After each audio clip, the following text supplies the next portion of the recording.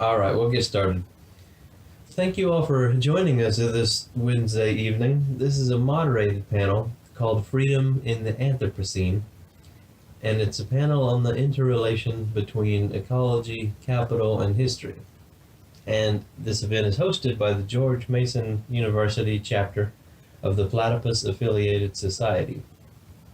Tonight's panel is also generously supported by George Mason's Anthropology Club.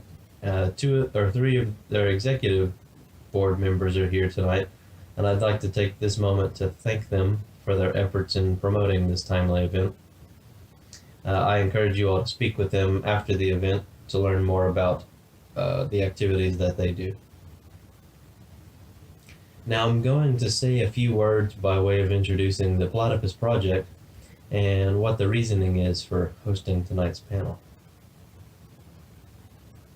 Platypus started in 2006 as a reading group between students and professors at the University of Chicago. Since then, we've spread to 5 of the 7 continents. We've established chapters all over the world, from New York to Los Angeles, from Berlin to Jakarta. Platypus is focused on problems and tasks inherited from the old 1920s to 1930s, new 1960s to 1970s, and post-political 1980s to 1990s left. Platypus is a project for the self-criticism, self-education, and ultimately the practical reconstitution of a Marxian left. At present, the Marxian left appears as a historical ruin. As critical inheritors of a vanquished tradition, Platypus contends that after numerous failures, we can hardly claim to know the tasks and goals of social emancipation better than those in the past did. In the face of the catastrophic past and present, the first task for the reconstitution of a Marxian left as an emancipatory force is to recognize the reasons for the historical failures and to clarify the necessity of a Marxian left for the present and future. The improbable, but not impossible, reconstitution of an emancipatory left is an urgent task. Platypus believes that the future of humanity depends on it. What has the left been, and what can it yet become? If the left is to change the world, it must first transform itself. Now, as Platypus members, we aim to clear the ideological obstacles to the rebirth of a left worthy of the name through a variety of activities. We organize reading groups, public fora like this one, teach-ins, research, and journalism through our open submission journal, the Platypus Review, which is available online and in print if you check the table in the back of the room. Here at George Mason, our reading group on the history of the left meets every Monday at 5 p.m. in Johnson Center 337G. Our coffee breaks, which are informal ways of getting together and discussing the Platypus Review or whatever contemporary events is happening in the world of the left. Our coffee breaks meet every other Sunday at 1 p.m. in the Johnson Center food court. On Sunday, October 20th, so coming up in about 2 weeks, in lieu of a coffee break that weekend, we're providing pizza while we screen the 2017 film, The Young Karl Marx, and there'll be a good discussion to follow. Tonight's event is one in a series of events being hosted by Platypus internationally to address the growing phenomena of climate activism, strike organization, Green New Deal politics, the Extinction Rebellion, and more. Dating back to the very first Earth Day held in 1970, on the 100th birthday of Vladimir Lenin, the relationship between environmental concerns and the left has been a fraught one, and how they fit together is at present unclear. This panel may not deliver the answer to that riddle, but we may find the proper questions to ask. Platypus sincerely believes that one cannot understand the crisis we are in without understanding how we got here. And you cannot count on learning that history in the classroom. In this spirit, Platypus is the only group on campus that takes the history of the left seriously and critically. And I am confident that our panel tonight will demonstrate the importance of hosting the conversation that otherwise would not happen. Now, before I introduce the panelists, allow me to read the event description that we circulated to each of them. The Dutch atmospheric chemist, Paul Crutzen, has characterized the period marked by the start of the Industrial Revolution in the 18th century to the present as a new geological epoch, the Anthropocene. This periodization is meant to capture a change in the history of the planet, namely that for the first time in Earth's history, its course will be determined by the question of what humanity will become. While the idea of an era of planetary history driven by humanity was viewed as a great accomplishment by Enlightenment thinkers, it has now come to be associated with the potential demise of all life on Earth. The legacy of the Industrial Revolution has not, after all, led to the opening of human capacities and the flourishing of vibrant ecosystems, but rather the diminishing of both. The onus on humanity to shape the course of history seems only to lead to increasingly unsuccessful attempts to avoid planetary disaster. This event tonight will focus on different interpretations of why the left has failed to deal with the deepening crisis of the Anthropocene through the 19th and 20th centuries, and how and if this problem is interrelated with the growing problems associated with ecological systems across the Earth. While Karl Marx would note that the problem of freedom shifted with the Industrial Revolution and the emergence of a working class, in other words, the crisis of bourgeois society that Marx would term capital, the idea of freedom seemed not to survive the collapse of Marxist politics in the 20th century. We seem to live in a world in which the fate of ecological systems is foreclosed, where attempts at eco-modernization seem to emerge many steps behind the rate of ecological degradation. For many, degradation of the environment appears a permanent feature of modern society, something which could only be resisted or despaired, but never transformed.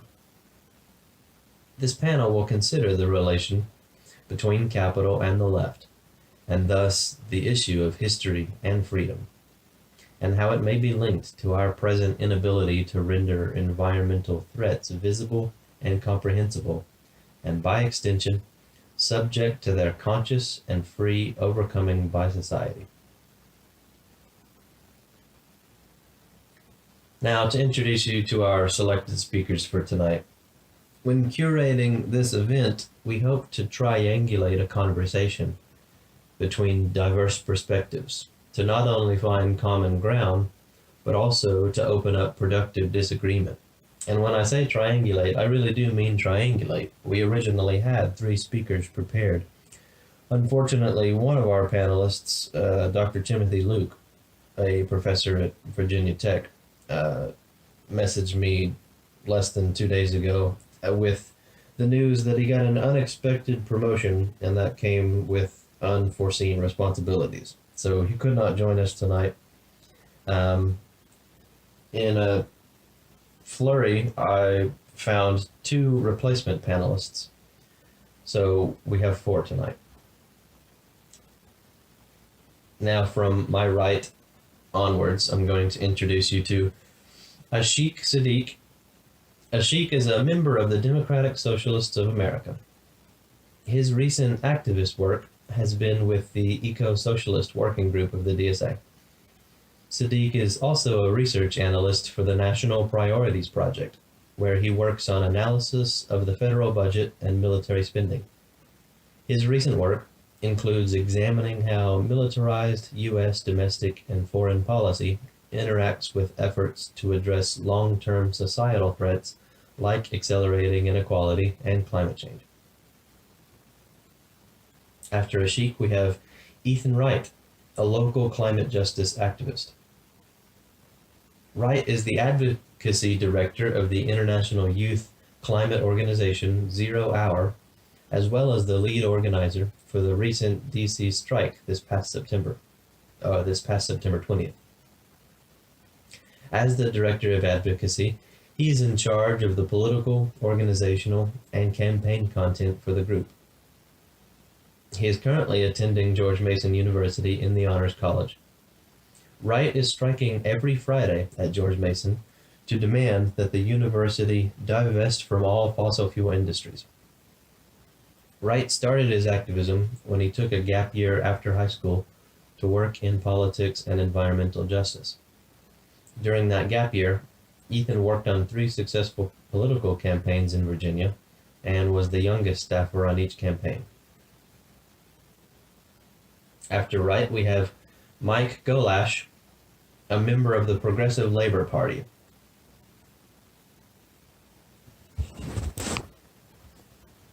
Golash went to school at Columbia University during the late 1960s, experiencing the New Left firsthand. Golash worked for over 30 years as a driver before retiring from the Washington Metropolitan Area Transit Authority, commonly known here as the Metro. He is also the former president of the local Amalgamated Transit Workers Union 689. Golash's recent work with the environment includes a role with #ShutdownDC, a movement aimed at disrupting DC transit with the goal of forcing action on climate justice. And finally, joining us via Facebook video messenger is Wyatt Berlin. He is a philosophy student at DePaul University. And as of just a few days ago, he is also a brand new member of Platypus Affiliated Society. Verlin's concern with the environment is due in no small part to being a passionate member of several Chicago-based groups for freshwater anglers.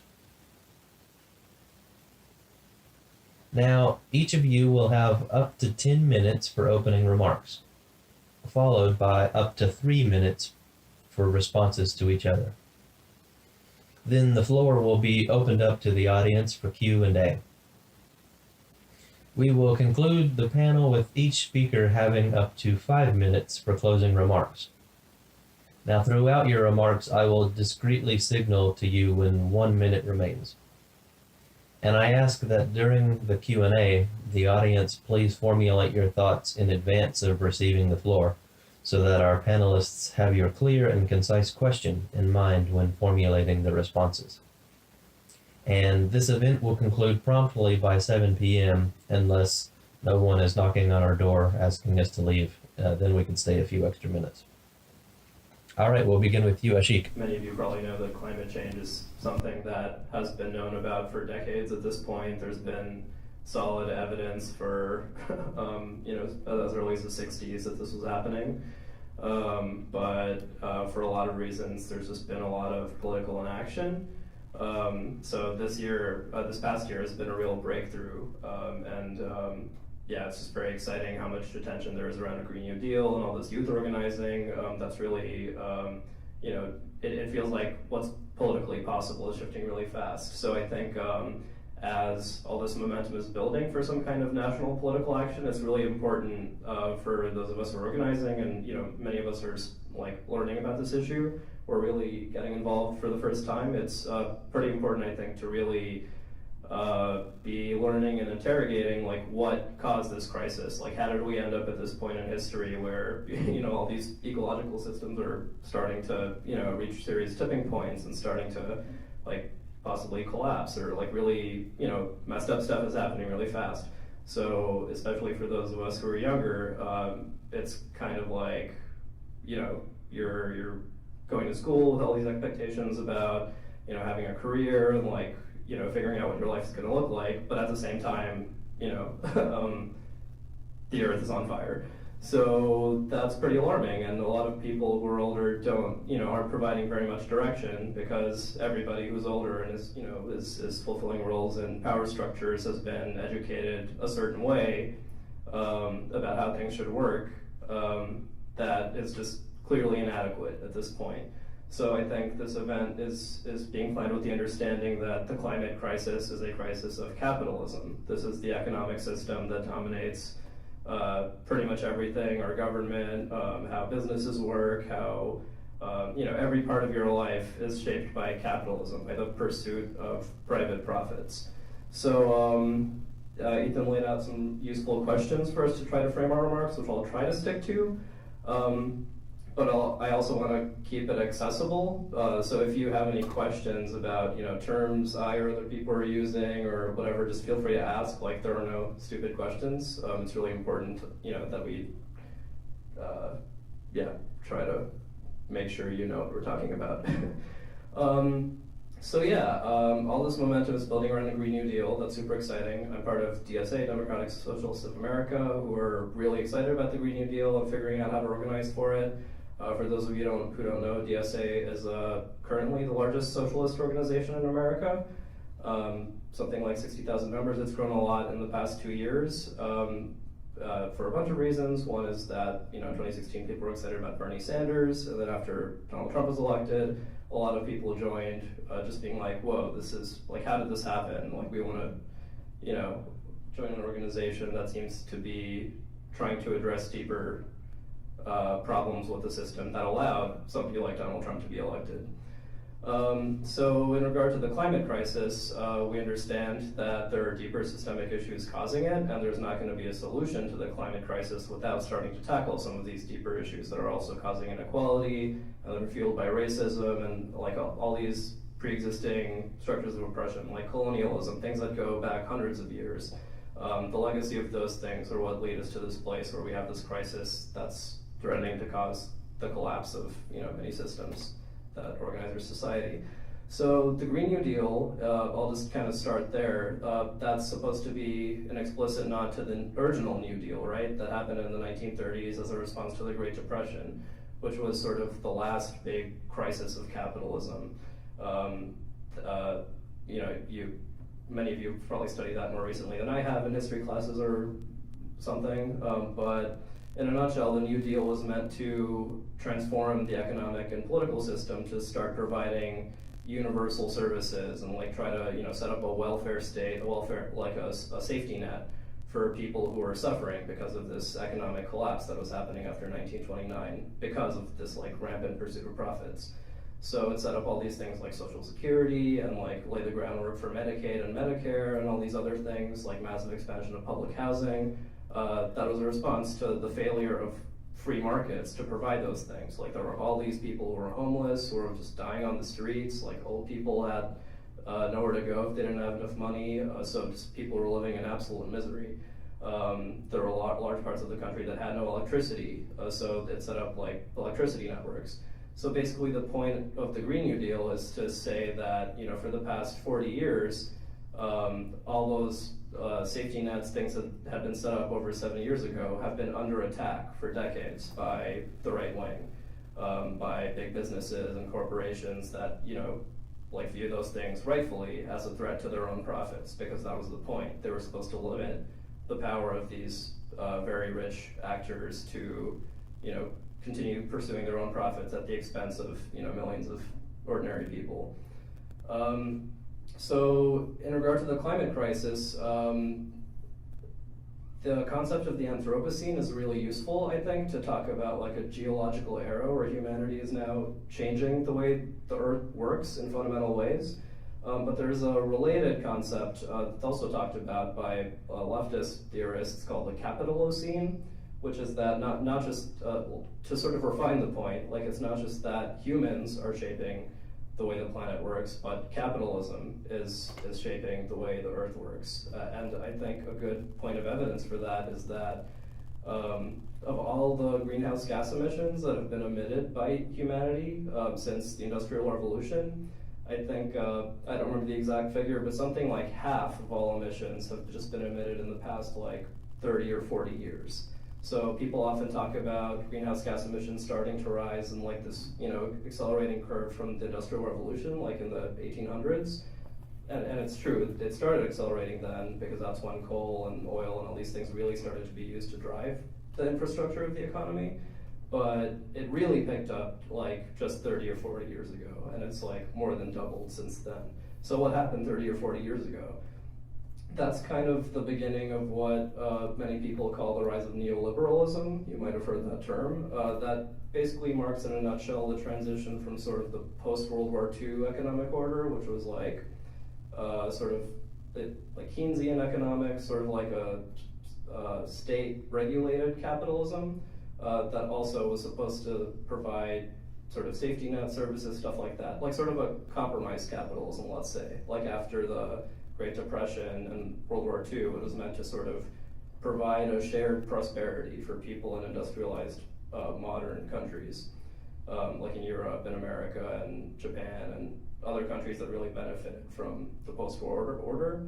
So that sort of lasted, that post-war order lasted maybe 30 or 40 years, and then in the 1970s and 80s, it sort of shifted in these countries in like the global north, like US, Europe, parts of Asia, Australia. It shifted from that order to neoliberalism. So that really means just like, so it started with Reagan in the US and Margaret Thatcher in Britain, and it really shifted from this sort of like safety net, like welfare capitalism to just like much more, free market, like just the point of government is to make sure that markets can just function as efficiently as possible, which often meant starting to chip away at the welfare systems and all that, so that basically corporations and rich people could just hoover up more profits and like, like that coincided with consuming a lot more fossil fuels because all of a sudden corporations have way less regulation. And this was kind of directly a response to what was also happening in the 70s, which was a huge surge in environmentalism. Like the original Earth Day movement started in the early 70s. There was all this, huge mass interest in like really dealing with the environmental crises of the time, which were not like understood as climate change at the time, but it was all these things like pollution and just like smog, like all these things were just becoming huge problems in cities, and people were feeling like how the environment was polluted. So neoliberalism was a response to that, and at the same time that was happening in global north industrialized countries, all these countries of the global south, or like places that were often colonized by global north countries, they were also starting to be affected by neoliberalism and like, were sort of being folded into these markets. So countries like China and India were like liberalizing, which means developing according to the Western model and starting to consume way more. So all that happened just in the past 30 or 40 years, and that wasn't inevitable. Like there were all sorts of other ways to imagine other countries developing, or like Western countries like the US, there were other ways to imagine development happening. Like people were talking about a transition to renewable energies, like in the Jimmy Carter administration in the late 70s. But there was just this hard turn to the right. So I guess part of what we could talk, like I could keep saying more, but I want to hand it off to other people. But the point of the Green New Deal is to say that we need to go back to sort of the fundamentals of what people were talking about back in the 1930s. And we need to make possible what made the original New Deal possible, which had its own limits that we can talk about. Like the New Deal had a lot of problems, but it was won because there was really massive organized left in the United States and in other industrialized countries. There were all these like militant labor unions and socialist organizations that had mass followings, like memberships of hundreds of thousands or even millions of people who knew that capitalism was the problem and it couldn't be solved in ways that compromise with capitalists. Thank you. Again, my name's Ethan. Thank you all for having me. First of all, I just want to say, it's very important to have the youth voice in this movement, since we are the ones that are going to be dealing with the ecological devastation of the climate crisis. So again, thank you guys. We should also acknowledge that not every perspective is here. We don't have indigenous people. We don't maybe have any frontline community youth, but we have to really acknowledge that we don't have all the answers. So to kind of start off, I want to talk about how climate change and the climate crisis is not an isolated issue. A lot of people talk about it as just this one issue that we can solve by one route, but rather the climate crisis is the culmination of perpetuating societal oppressions over the course of millennia. So the four main systems of oppression that we at least talk about in my organization are capitalism, colonialism, racism, and patriarchy. We really talk about that unchecked capitalism pushes for resource depletion and the idea that profits always come before people.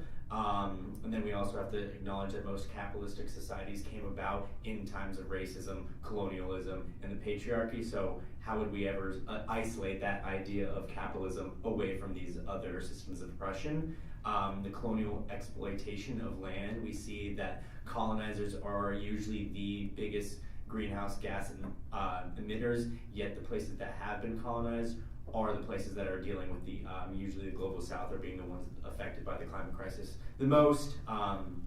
UN has always said, has put out with gender equality that women are more likely to be displaced by climate disasters than men are, and women are actually more likely in a lot of these countries to be have less power in the family society and have less monetary strength, so usually they deal with the impacts of the climate crisis the most. And lastly, racism. We all know the environmental racism that has gone in all of our urban and city planning, how black and brown kids are 2 times more likely to get asthma than their white middle class counterparts. So to also talk about this is I really want to acknowledge that the right isn't the only problem. We need to talk about the establishment Dems and this neoliberal kind of perspective of kind of a middle ground and of combating climate change. So one thing working on in Virginia politics, a big thing is Dominion. You might know all about Dominion Energy, but it's a big deal in the political world to take money from Dominion as a donation, and they have a lot of political power when it comes to legislation, and it's been a big thing in the Democratic Party to slowly turn away and take the Activate Pledge, which means they don't take any money from the Dominion. And recently the DPVA actually just announced that they're denouncing any Democratic candidates who take money from the Dominion Energy. So that is a win, but it's been too long that a lot of establishment Dems have tried to find common ground with right-leaning or moderate Dems or independents that don't have a strong stance on the climate crisis. Kind of going off this, that the back burner, the climate change has been on the back burner of the political agenda because the convenience and self-interest of capitalism. We see that capitalism has time and time again put the idea of profit of the few over the many, the livelihood of many. Give me a sec, I just lost where I was. And to also go about this idea of a just transition coming off of the Green New Deal, a lot of people on the right or moderates have argued that there's this idea of degrowth, and there's some economic problems that would go about changing and shifting to a green energy grid. But with that, we have to also take into account that we might not even have an economy to talk about in the future if we do not take action now on the climate crisis. This is not something that we need to wait around and then come up with a plan after shit's hit the fan, because the problem is things have already hit the fan. And as we see that we have to also tackle, when it comes to the economic perspective, that again and again it has been white males leading this movement and leading the people in power. So we need to have kind of flip the pyramid upside down and see that those who are affected by the climate crisis and those who have been silenced and oppressed for so long are actually leading this and coming up with the solutions. One thing I was, a couple weeks ago before the September 20th strikes, I was lobbying for Congress with some indigenous youth and other activists in the area, and we had member level meetings with some representatives and senators, And the biggest thing that I got back from them is they keep saying the youth are leading this movement, the youth have these answers, yet when we actually give them the answers, they're like, you don't understand the logistics of the Senate, or you don't understand the logistics of Congress in general. And to that I say, they're just too scared to break the status quo. This is not something to compromise. This is not something that we wait till we flip the Senate, even though it might not be the most, I guess they say, political power move. This is, if we wait to flip the Senate in 2021, let's say now we only have 9 years left. So this has to be a completely radical, bold revolution that breaks the status quo and follows kind of the path that the New Deal took in, after the Great Depression. Yeah, that's all I have to say.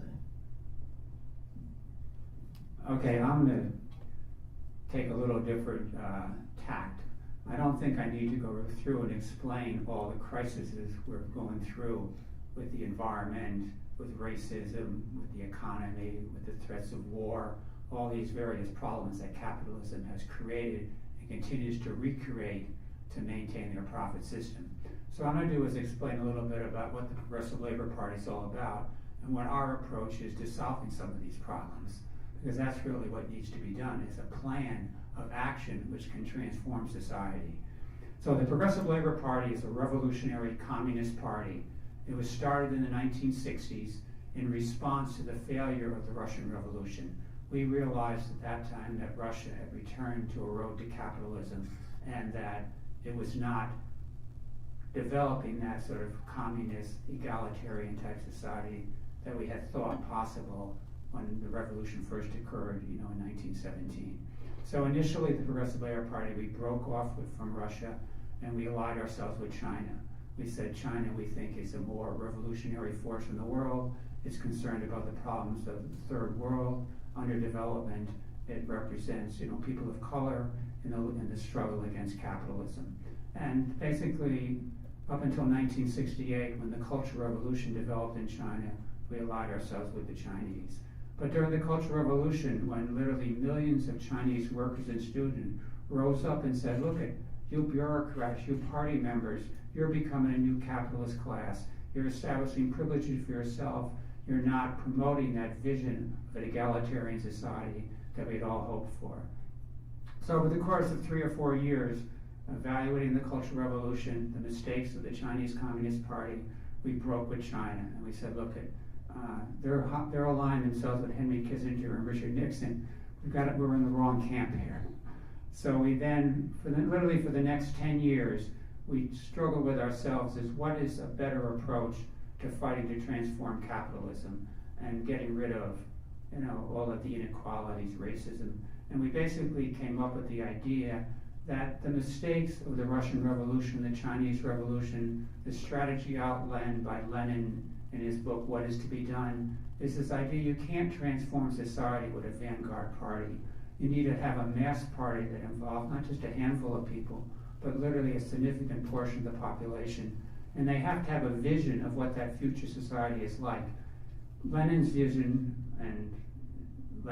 was bread, land, and peace, which was a good idea, but that's not communism. That's reforming capitalism.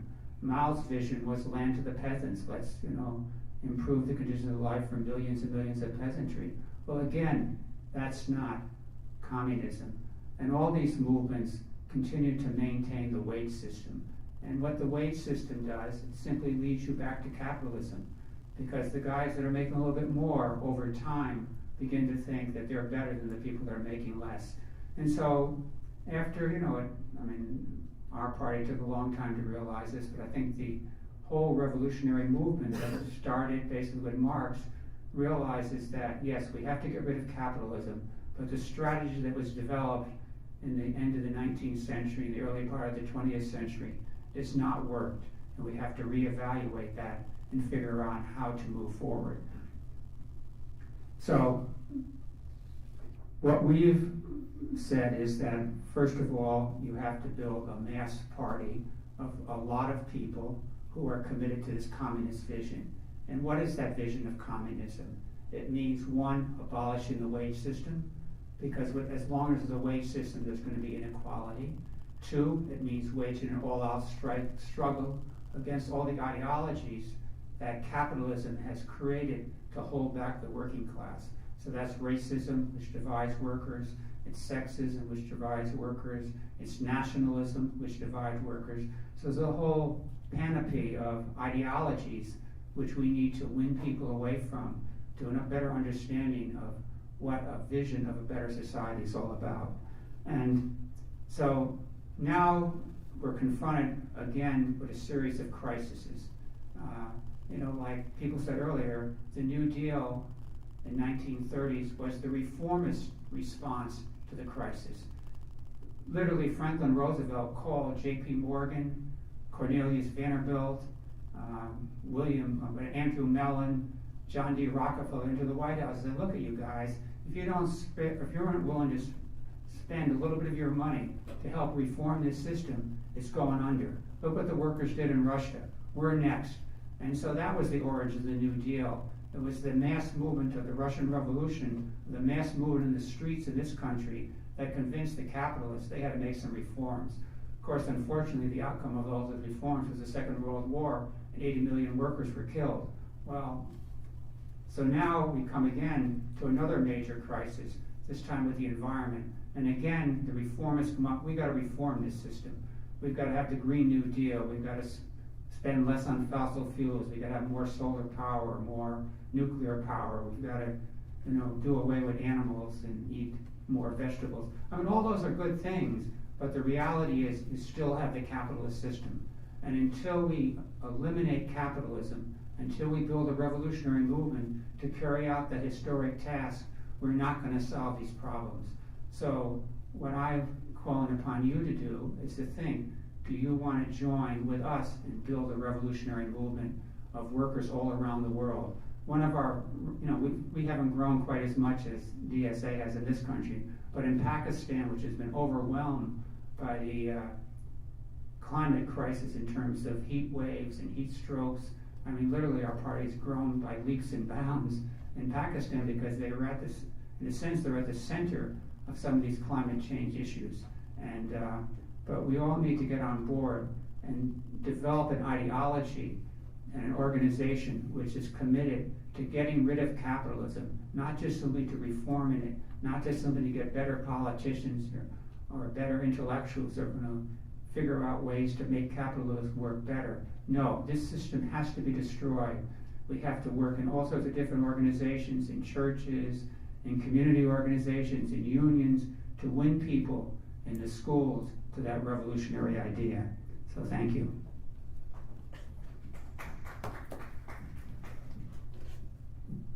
Okay, so that concludes the first round of remarks. Now it's going to be opened up. Oh, no, sorry. We have one more. We have one more panelist. Okay, let me turn up the volume just so. Can everyone hear me? Yeah. Yes. Good? Yeah. Okay. So, should I start? Yeah, you start. Okay. The key issue in this ongoing debate as to what the left's response to climate change is, and also the Anthropocene, or should be, is, to me at least, to what extent the political economy of the world can continue to present an opportunity for revolutionary change in the face of massive changes in the natural world. And I think in order to do this, we have to ask ourselves really deep questions about the very concepts that are going to come up in this debate, such as nature as a category, man as a category, and this idea of the Anthropocene, which is now being used for political purposes, but has in the past, the age of man has been thought of as something very positive. To be clear, I accept all the findings of the IPCC, and I accept as a baseline for discussion that all of their scenarios are valid for the scenarios that they actually depict in terms of actual emissions, so RCP 2.0, RCP 4.5, RCP 6.0, and RCP 8.5. RCP stands for Representative Concentration Pathway.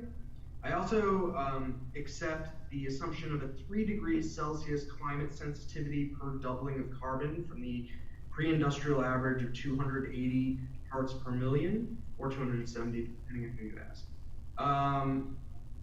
which is generally considered to be in between the IPCC's range of 2 to 4.5 degrees per doubling of carbon. But I think there's serious doubts we have to put on the most extreme interpretations of the science. Number one, that we're on RCP 8.5, which is considered to be the worst of the worst scenarios. RCP 8.5 makes certain assumptions that are actually really kind of absurd, and we're not actually on the track for those anymore, including that we're going to having near continuous population growth throughout the world, which is, we're very far from. We're actually having emerging demographic crises throughout not only the first world, but also in China and India as well. And we've seen at least some level of flattening in the worst parts of the third world in terms of population growth, which is a problem in and of itself. We'd also be seeing very little, if any, decrease in coal usage. In fact, we'd see a rise in coal usage, and very little increase in energy efficiency, which is really not the path we're on currently. We've actually already seen an approaching peak, such as in 2014 through 2016, emissions actually flattened for those years, which shows that we're actually somewhat getting close to a peak in the emissions. And also that there's going to be no intervention by the international community in climate issues. It doesn't take much to see how the scenario is very far from being an actual baseline. And many leftists continue to assert that we should use this as the baseline and the sort of warning for the world, but I don't think that's actually a valuable strategy or increases the potential for human freedom. And then we need to pay attention to what actually climate change is, which is radiative forcings, which is basically how energy is absorbed by our climate system and how much gets bounced back into space from the sun. There are both positive forcings, which increase temperature, and those are greenhouse gases, CO2, methane, etc. And negative forcings, such as aerosols, which decrease temperatures. Far from being magical solution or wishful thinking, the injection of negative forcings into the atmosphere is already occurring. In fact, concurrent with most coal emissions is at least a small emission of negative forcings like aerosols into the atmosphere, which has actually prevented the climate system from going into total disrepair. And so I think we need to really believe in the power of humanity to move to a final stage in the development of human freedom, which would be the ability to alter our own climate system based on what we actually want, not based on what abstract concepts like nature tell us we have to do. I find it difficult to accept that the left continues to claim that we do not have the power to do something we are already doing with the intentionality to make a massive difference in the climate system. And I think in doing this, we have to properly identify what is really being said when we say that if we do not massively cut emissions, which would be difficult to do without at least some sacrifice in our productive capacities, what is being said is that we're not a species with any sort of power. If we have no power over nature, how are we going to, as Horkheimer read Nietzsche, all become supermen? Because it's either all of us or it's none of us. It strikes me as bourgeois in itself to claim that we have to stop, go backwards to hobbit villages, and not aspire to greatness for all. And it's an occultation of our real power in favor of a mythical climate system. The middle classes seem to be convinced they can only understand when it negates our freedom, but not in such a way as to lend ourselves more control over it. A world of human aspirations may be canceled by the mythic idea of living harmoniously with nature, more so than would be changed with any actual changes in the climate system. And we should remember that historically speaking, the right has long been associated with anti-industrialism, and recognize that the task of the left is not to reverse the course of industrialism, but rather to change the social totality of industrial capitalism from one of inherent unfreedom to one of flourishing and freedom, a redemption of history. Now, this may seem strictly theoretical, and it's an abstraction from the real world by well-to-do platypus intellectuals dreaming of an alternative universe, but I think that nothing could actually be further from the truth. We should find ways to abandon fossil fuels. Perhaps we won't be on groups like Extinction Rebellion's ideal timeline, but we will be on the ideal timeline of human liberation if we can build a mass socialist movement. Fossil fuels make us beholden to the ground, the earth, and the dirt. I want humanity to move beyond the ground and the earth and the dirt to nothing but our sheer creative and productive energies. Fossil fuels are likewise finite, where I think that the genuine left should aspire to the infinite, not the finite. We should not abandon them because we have to, or else the uncontrollable god of the atmosphere will seek revenge upon us, as much of the conversation seems to suppose. We should not seek them because we believe in a stagnant apocalypticism, but rather because we believe in a creative messianism, in which humanity must free itself from the constraints the world brings us. We have to decide the world we want. That is to say, we have to be able to decide what kind of environment we actually want to build for ourselves, whether that's for recreation, aesthetics, etc., as opposed to the world that we are told we must survive or else nature will have its way with us. If we recognize that this is apocalypticism, this idea that the climate system is going to get back at us for our sinful ways, we also have to recognize the way in which, since the collapse of the Christian right in the United States, the left has recently taken upon themselves the mantle of moralizing, apocalyptic, and prophecy-oriented pseudo-politics. But the historical task of the left is to be messianic, not apocalyptic. It is to be free, not moralistic. At the dawn of the industrial age, many apocalyptic Christian sects were formed.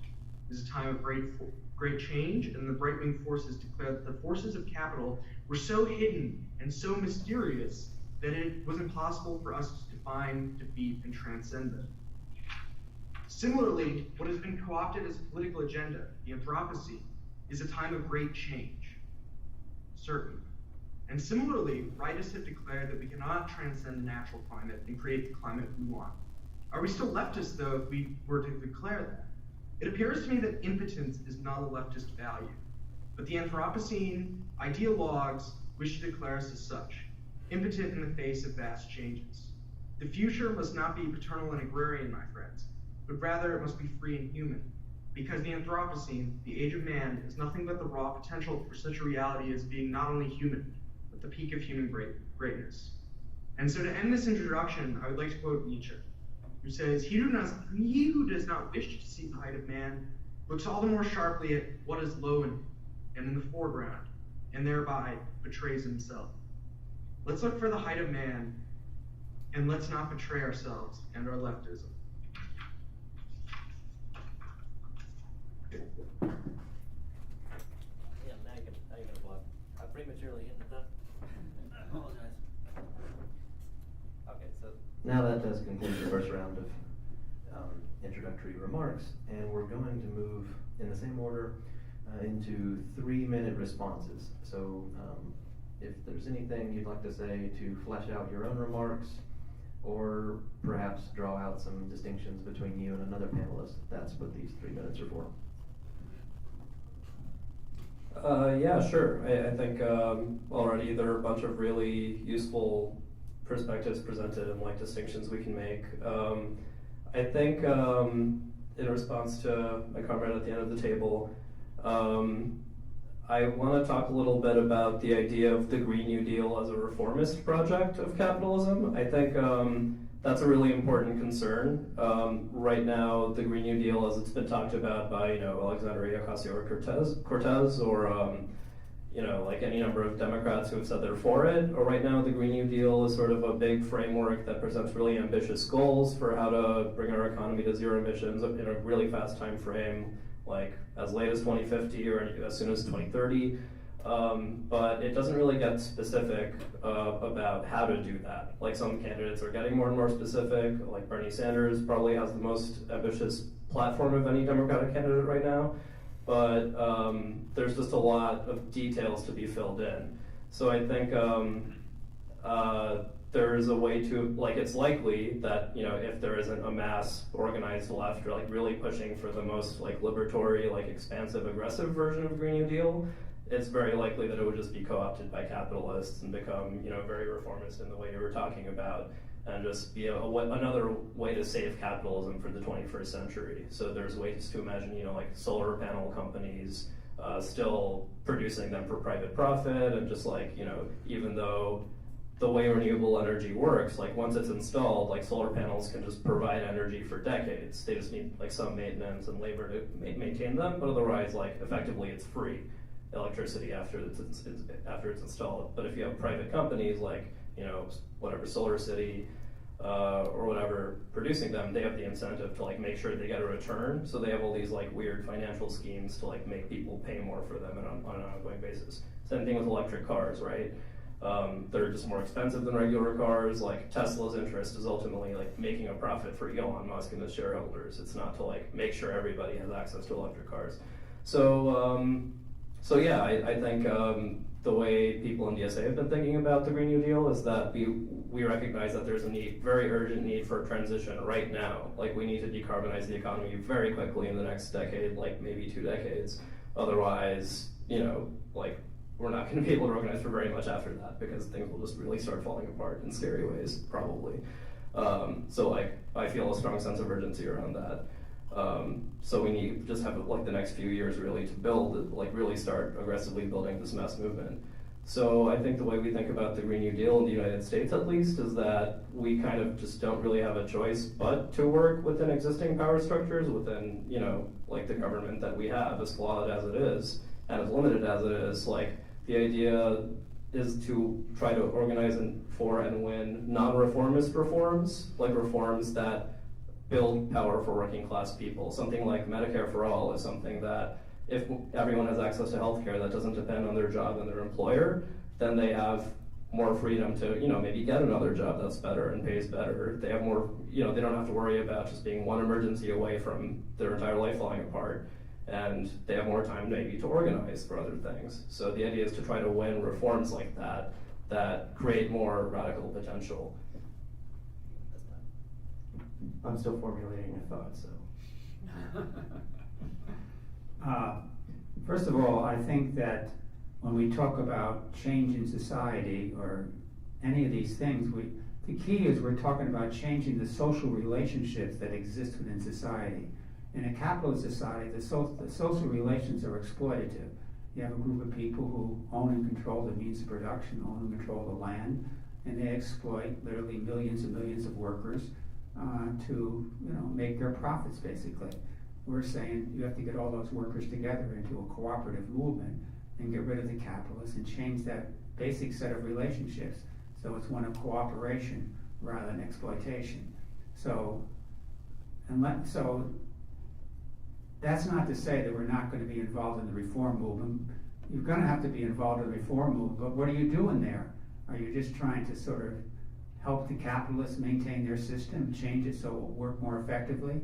Or are you trying to build an organization with these people to get rid of the system altogether?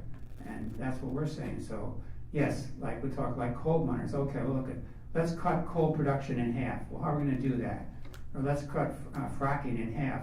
Well, okay, we're going to take, well, you know, we have the program say, okay, look, you take all the coal miners, all the people involved in fracking, instead of working 40 hours a week, they work 20 hours a week, and they spend 20 other hours learning something else, learning how to build solar panels, learning how to build windmills, learning how to build nuclear power plants, learn how to mine uranium, would not lose any money for those workers in the course of that process. So you got reform programs like that, but unless you have the outlook of transforming the system, changing the basic relationships that exist within the society, none of this stuff is going to come to fruition. You're just going to have a different group of capitalists having a different set of machinery, production processes to make money for themselves.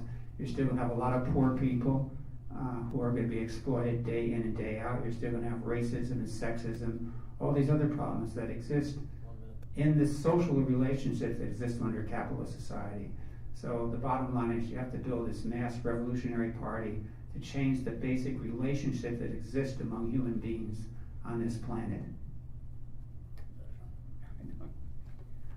So I'm currently in environmental economics here at Mason, and one of the first books we're reading right now is called Free Market Environmentalism, and it talks about how to mitigate the climate crisis through capitalism, which I vehemently disagree with, and I've been very vocal about that in the class. But it talks about the whole idea of like how property rights and like self-incentives and like deregulation will actually benefit the mitigation of the climate crisis, when in reality, one, it would lead to, as we've seen in our society today, it leads to this idea of greed, corporations exploiting the natural resources that we do have and putting profits of the few over the many.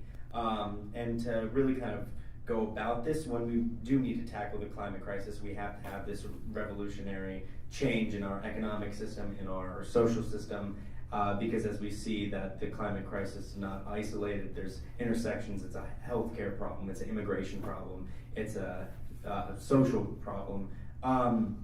So kind of going about that, and also with the Green New Deal and talking about a just transition, kind of piggybacking off that as well, we have the resources, we have the information, we have the technology to go about a systematic change and a cultural shift to a green energy grid, yet we are just not taking action because it is seen as there might be some slow economic depression because of it.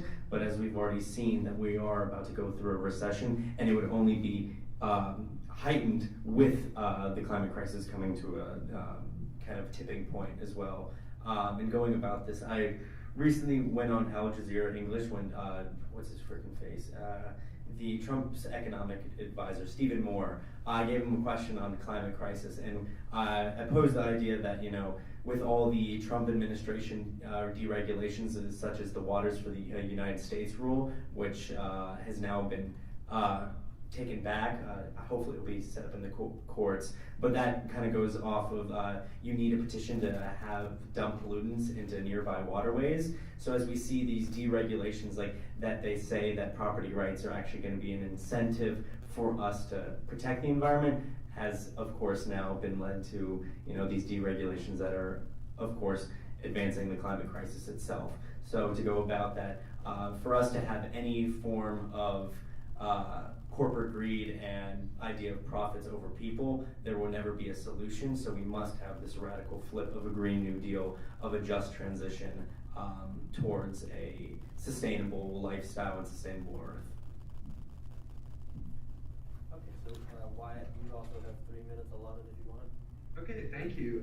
I'd like to actually agree with Mike here on the issue of revolution. And that is important, I think, to keep in mind, is that the issue here is not so much necessarily always going to be the climate. In fact, the whole idea of the Anthropocene and the climate seems to be more designed to herd people in the direction of voting for the Democratic Party and for reformist influences. I think instead we have to really be looking for a way we can fundamentally alter the political economy of the world. And the way we do that is through a mass socialist party engaging in revolution, not reforms. Because fundamentally, even a reform like the so-called Green New Deal will really only do a couple things. Number one, it'll reinforce capitalism. Number two, the Green New Deal would probably put us at a bit of a disadvantage in certain areas, as we would be essentially innovating towards an end that is not actually necessary. I would like to repeat again that the actual idea that we're on some sort of apocalyptic scenario, RCP 8.5, which is really considered to be the apocalyptic scenario, is simply not really a reasonable assumption. We're probably going to see a peak in our carbon emissions at some point within the next 10 to 20 years, seeing as China is set to peak in 2030. And India is probably set to peak maybe 10 years after that.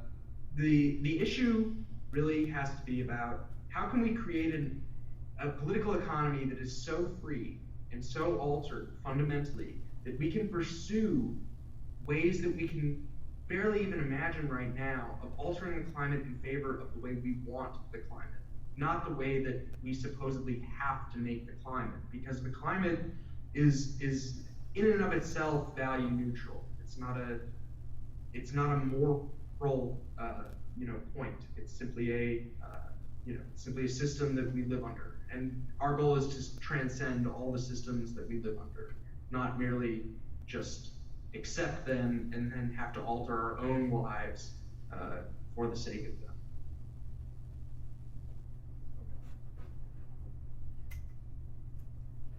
Okay, so that concludes our second round of replies. Now, the time is 6:06. That means we have until 6:40-ish until I'm going to take the mic back from the audience and allow panelists to make closing remarks. So, Q&A. Who's got the first question?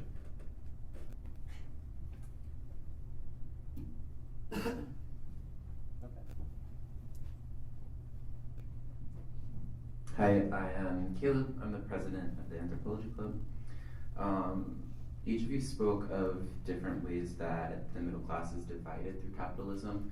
And I think, Mike, you mentioned racism, sexism, and nationalism that specifically divide. In my studies, I'm particularly interested in like the rise of neoliberalism and how it continues to suppress the middle class. So my question for you is how we live in this age of neoliberalism, and now with this flood of information through the rise of technology, how do we also combat fake news that continues to suppress and divide the working class?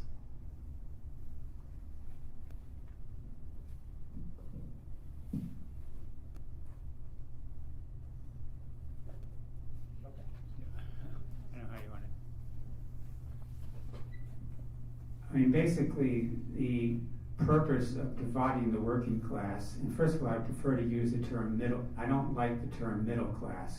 It sort of implies that it's okay to have poor people on one side and rich people on the other, and then there's us people here in the middle who are really enjoying a decent life.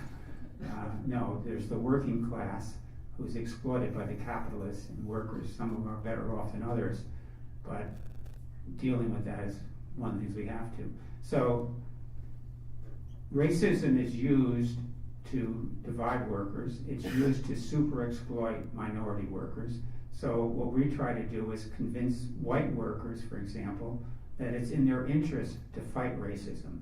In other words, that racism hurts all people because it keeps us divided. Same way with sexism. It divides men from women. If we're divided, we're less effective in fighting the battle. Now, you can't just tell women, well, join with us white guys and let's fight together. No, you got to address the special exploitation that women are faced and deal with that. Same thing with the LGBT community. There's special forms of oppression they face. You just can't tell them, let's join together. No, you have to address their issues and win the majority to support those struggles, basically. So, and we can use all forms of communication to do that, but we have to understand that there's a material basis to these forms of oppression, and they lead to more exploitation of the people that are victimized by them. I don't know. Yeah, if any other panelist wants to respond. Sure, that's a really good question, because I think with the rise of all these different social media platforms that are controlled by these big tech companies, it is kind of alarming to see how extremism on the right, for example, is rising. Like, there's just really nothing comparable on the left, I don't think. Like, there are all these like left independent organizations and like people with organizations with platforms rising that are using social media in interesting ways that are reaching lots of people. But on the right, like, there's just all this funding coming from billionaires and like very rich like reactionary forces that are just creating these networks of misinformation. And on climate, that's been happening for decades, like even before social media. Like, this massive climate denial campaign has been going on since before Facebook existed.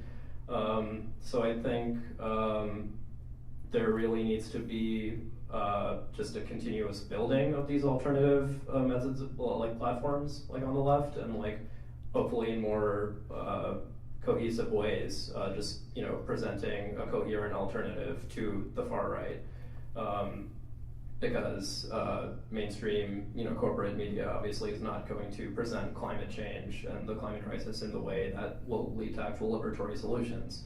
It's going to be very constrained by capitalist solutions, like market-based solutions. So yeah, I guess just like going back to the need for organizations, like there need to be left organizations that are presenting like a cohesive alternative. Kind of also going off of that, we see with the climate denial, like a movement that's been pushed through, ages of like fossil fuel billionaires pushing like, it's always been a distraction. What they've done is they've always done instead of actually tackling the real problem, I think the reduce, reuse, recycle initiative was actually pushed by the fossil fuel industry to take away the the focus away from carbon emissions. So we see that, and then we also see in early, recent times, like the whole straw movement. Like we tackle all these what we call climate sins that are somehow devastating to the environment. When in reality, I think plastic pollution, especially with straws, is like 2% of the plastic pollution in all of our oceans. So we see that there's these ideas that the fossil fuel industry has been pushing of these climate sins that are personal sins, that we aren't actually talking about the real, like the industrial sized, basically military industrial complex version of what our issues actually are. I think it also comes into our schools, where we have been so underfunded, especially from the right side, of this idea of not being able to have these resources for multiple media outlets, or especially with fact checkers. I know that there's been, especially on the left, there's been a couple organizations rising that are pushing for more, like literally you type in the URL of that specific outlet and it will tell you if it's a fake news source out of all these databases. So I think education of like informing you of these resources that you do have to mitigate this fake news epidemic coming up from the extremist right. And then I'll let Wyatt respond too. Yeah, go ahead. I'm actually a little less sure that we should be focusing here on neoliberalism, because neoliberalism is just a phase of capitalism. There's nothing actually, going back to the old model, the Keynesian New Deal model. It's like going back to the notably revolutionary time of the 1950s. It's really just a kind of absurd idea on its face. And I think we have to really question here, why is this focus on stalling industrialization or preventing it, or degrowth, as one of the questions put it? Why is that an emphasis? And why should that, I don't really think that should be an emphasis for the left. The left historically has been about liberating humanity and freeing humanity from, not only the constraints of what men do to other men, but also from nature. And fundamentally, we have to continue that tradition if we're going to defeat capitalism, which requires a revolution. That doesn't require reforms, won't defeat capitalism. Even a revolution in a certain direction won't necessarily defeat capitalism. We have to have a mass movement, and we have to move towards socialism, which is the socialization of the means of production and distribution, not merely the nationalization or worker co-ops or whatever people pass off nowadays as socialism. Yeah. Okay. Next question.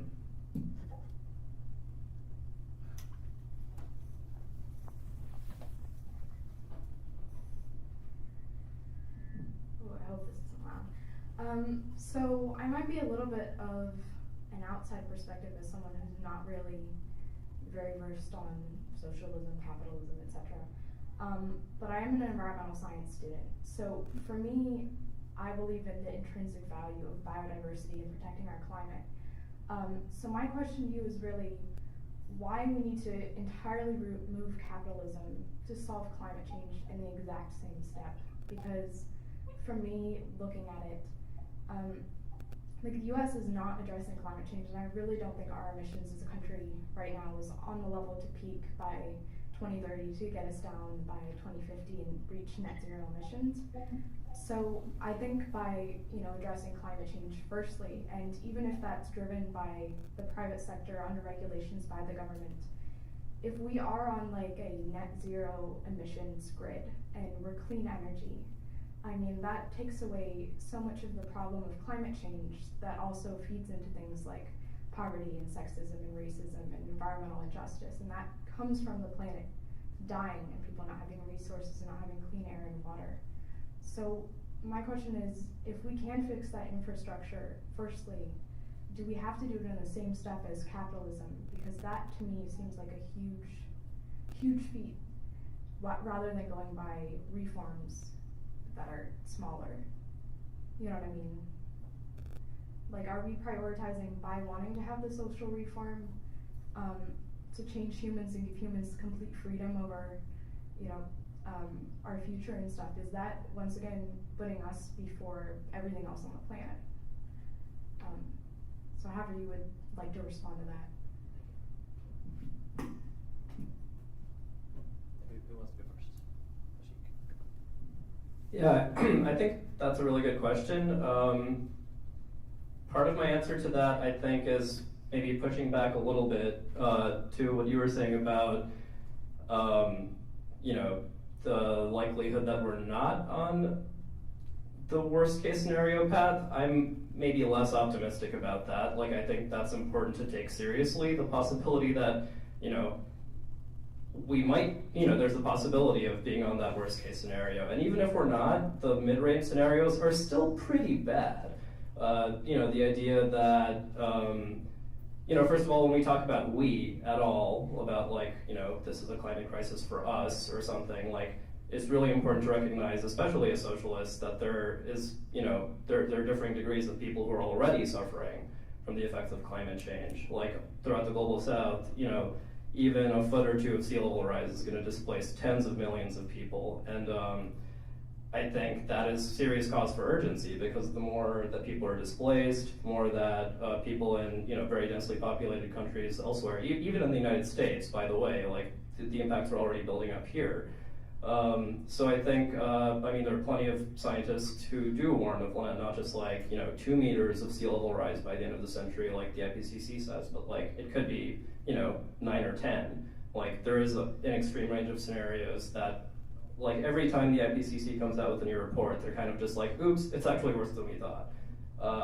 So I agree that we need to, maybe resist some forms of apocalypticism that are just like, it's so bad that we need to, change everything in a way that actually could lead to sort of like authoritarian responses, that are authoritarian capitalist responses. I'm like, that's bad and we need to resist that, and like always think of like, what are the more liberatory forms?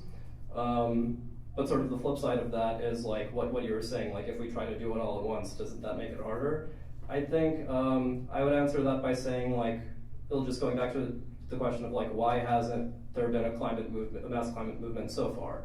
So far we've been hearing a lot about market-based, free market solutions, and those just haven't happened yet. First of all, like there hasn't been public support for them. So I think if we want to really build a mass movement for climate change, we need to really ask the question, like, who are the constituencies? Who are the people who are going to make that happen? And I think part of the answer has to be bringing in people who have the most to lose because of climate change, and figuring out what are the solutions from those communities that are going to activate people enough to make this a real mass movement. Because the reality of climate change is also the reality of inequality, that the people who are already like doing pretty okay in this economy are gonna keep doing okay for a while other people keep suffering.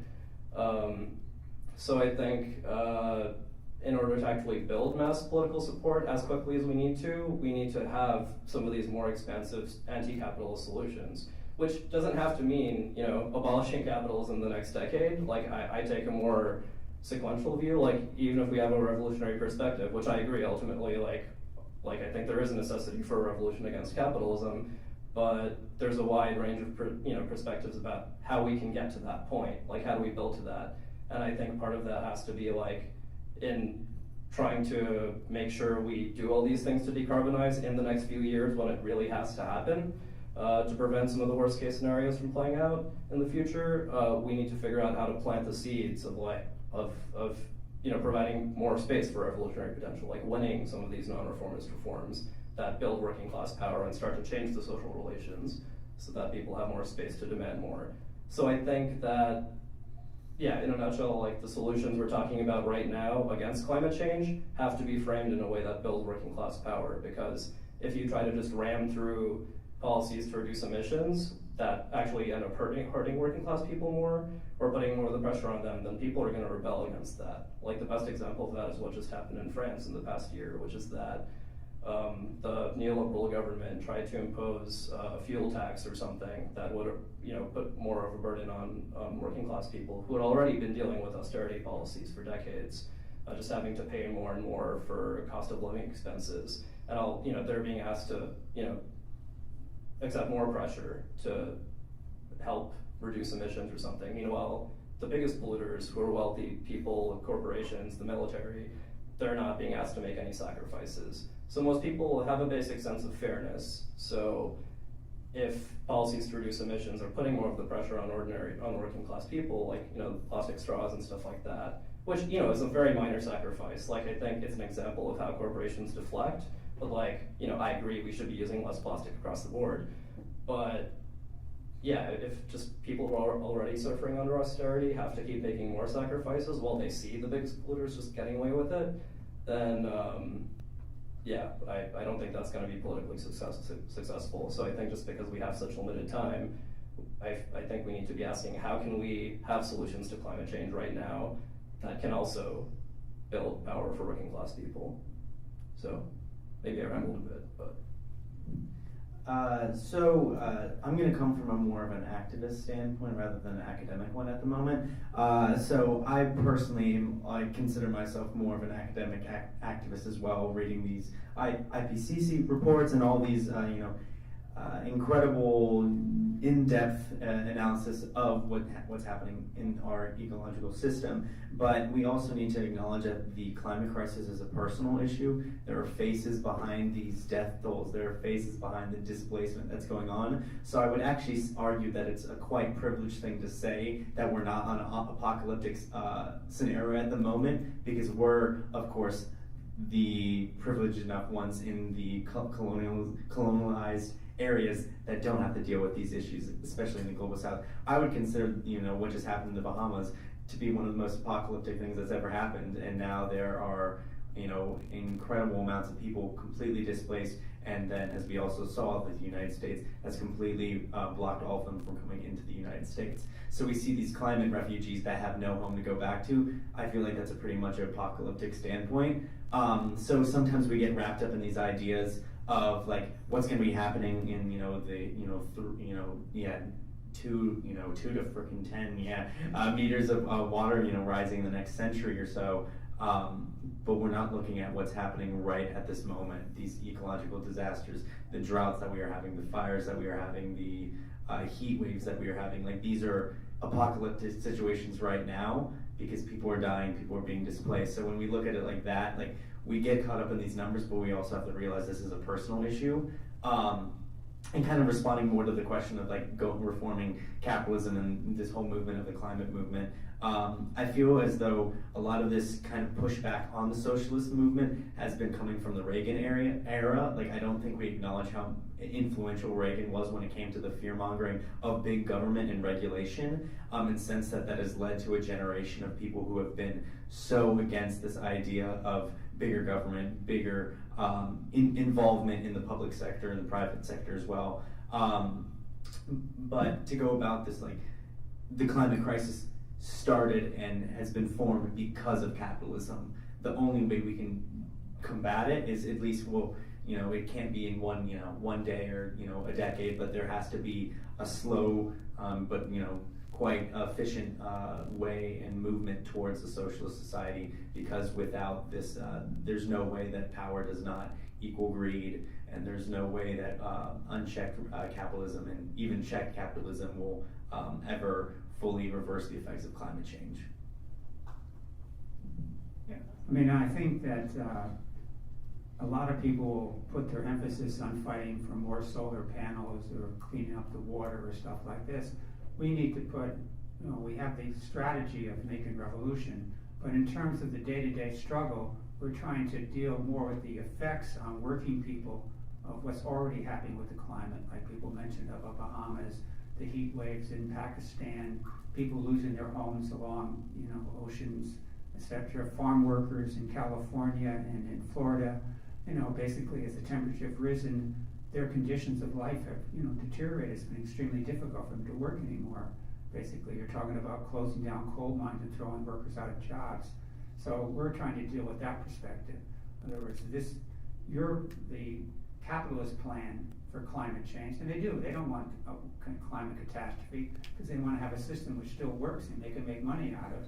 So they don't want to really deal with the fact these coal miners will lose their jobs, these workers that are doing frackings will lose their jobs, people will lose their homes because they live too close to the ocean. They'll work in hot areas where it's literally life-threatening, or they're old people who can't stand extended heat waves, basically, and wind up dying. So those are the type of issues that we want to deal with in the reform movement. We want to deal with those. The capitalists are going to take care of solar power and whatnot and stuff like that, because that's part of saving their system. We want to have a different approach to getting rid of their system, and in the meantime, help people who are being adversely affected by what's going on with climate change. Yeah, I'll respond here. So I'd like to sort of start out with this idea that we're already living in an apocalyptic scenario, and we have to recognize that the climate is going to change to some extent, and we're at about, I believe, 1 degree Celsius of change. And frankly, most places are still very inhabitable. There are places certainly on the margins, the Persian Gulf, Pakistan, certain islands that will definitely need, forms of adaptation, and we should be providing that. We should be extending the gains of progress to everybody when we do have a revolution. But I think the real question here is what is our relationship to the environment? And just like capitalism, which sort of obscures our relationship to one another, the little man asks for a job and his rich friend can't give him one because that's just the market. It's just the way things are. That's from Fort That idea is sort of there in this debate, I feel, as well. That there is no actual relationship between us and the natural world. Instead, there's just this abstract climate system that we don't really know how to fix ourselves, and we can't really do anything about, and we just have to sort of let it be, and then only sort of mitigate our own actions and our own actions. And when I say ours, I don't mean in the individual sense. Like, I know you were talking about how corporations and so on have contributed far more to the problem. I mean in the collective sense. I think as societies, we don't need to actually, fundamentally alter anything, because that idea is fundamentally the idea that we don't have a direct ability to change our environment, which is sort of reactionary in and of itself. Because we do. We know of negative forces. We know how they work. We know how all these things work. All we need to do is to have the system that's developed solely to enhance human freedom to implement them. And that fear of big government or whatever, I mean, I think any good socialist is afraid of big government as well. I mean, government is the state is a bourgeois social form. It arose in capitalism, partially to defend capitalism. So I don't think that we should be, harping on Reagan all the time or whatever, because I think that distracts from the real goal here, which is to liberate humanity totally from the system of capitalism. Yeah. Okay. And the audience who Back there in the back, okay.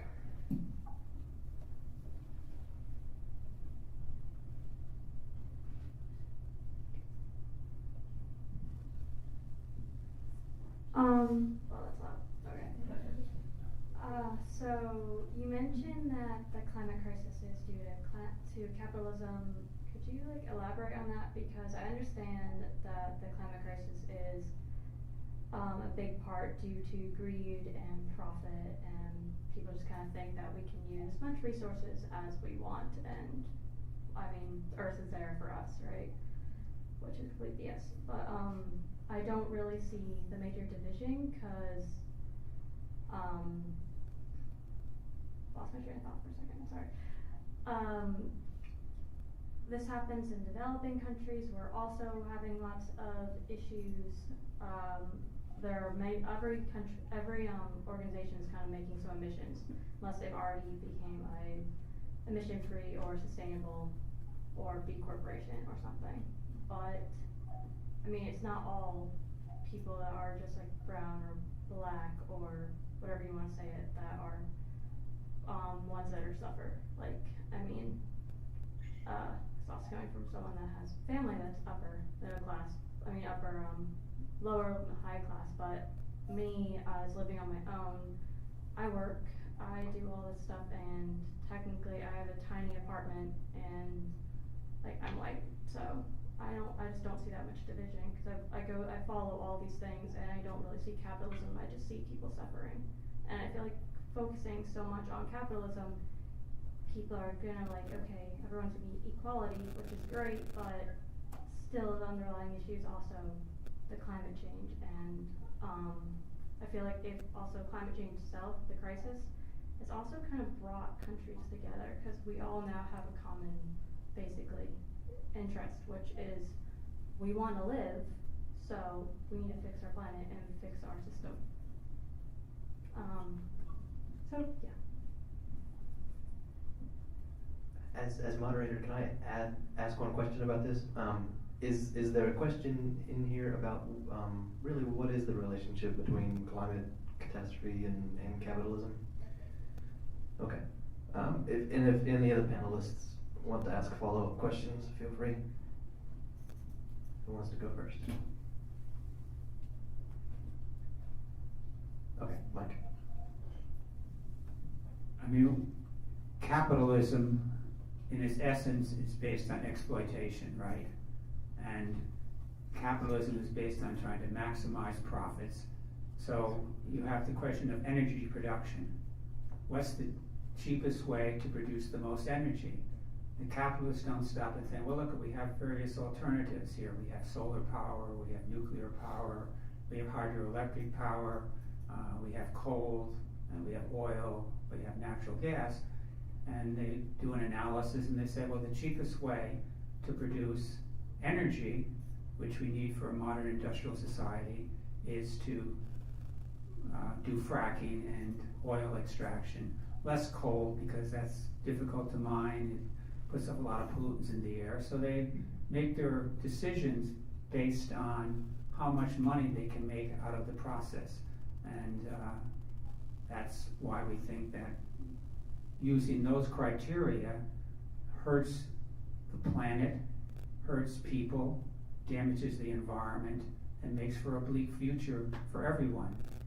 And normally, the way that things work in a capitalist society, the people that are black or brown, indigenous, they often feel the brunt of those policies first. And then over time, they get to you, they get to me. It's like, that guy, Niemoff or whatever his name was, a big Lutheran minister in Germany. First they came after the trade unionists, then they came after the communists, then they came after the Jews, now they're after me. And that's the progression of the way that capitalism works. So long as they keep us divided and thinking we all have different interests, they rule and they maintain their system.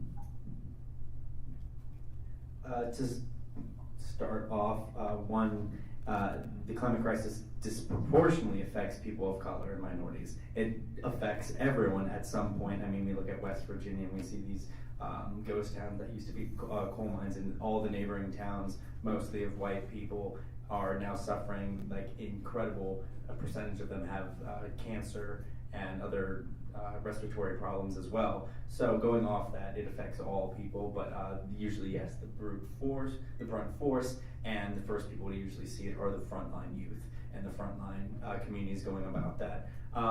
Yes, capitalism is maximizing profits and minimizing costs.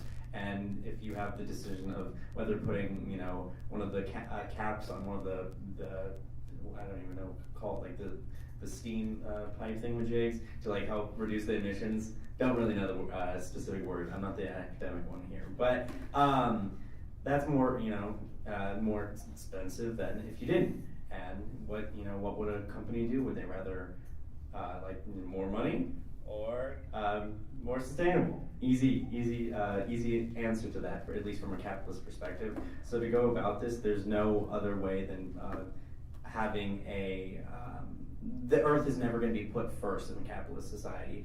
And what a lot of indigenous youth always like to say is like, we don't own any of the land. It is borrowed land. It is borrowed for us at the moment and passed on to our next generations. And what we are doing is we are exploiting the land, and we are taking away from the next generations. Yeah, there was a lot in your comment that I think it'd be great to spend more time unpacking and discussing, like, what is capitalism? Why does capitalism inevitably cause environmental destruction and hurt people? But I think in a nutshell, like, because, we all recognize that fossil fuel corporations are like a core part of the problem, right? Like, for example, like you talked about how, you feel like you do a lot in your day-to-day life to like not consume too much. You live in a, small apartment, and that's true. Most people in the United States and like in most countries are just, trying to get by, and like, in countries like the US, if we're environmentally conscious, we probably try more than a lot of people to, not pollute, reduce our carbon footprint, do all these like individualized things that we've been conditioned to do. But when we're talking about plastic usage, for example, like, why is plastic such a problem? It's because single-use plastics are the cheapest way for companies to package things, like, because fossil fuels are so cheap. But the solution to that, even if we all try to pay attention more to like using less plastic, like, we should be asking the question, like, why are these companies producing so much plastic? It's a problem of production, and the production is controlled by capitalists. They just do what's cheapest. And the solution to that, like I think most socialists and leftists would say, is that workers should have more control over production. Like, production should be controlled by the people producing stuff. So if companies were controlled by workers democratically or something, like, most workers as like normal people would just be like, well, we don't necessarily want to produce things that we know are hurting the environment.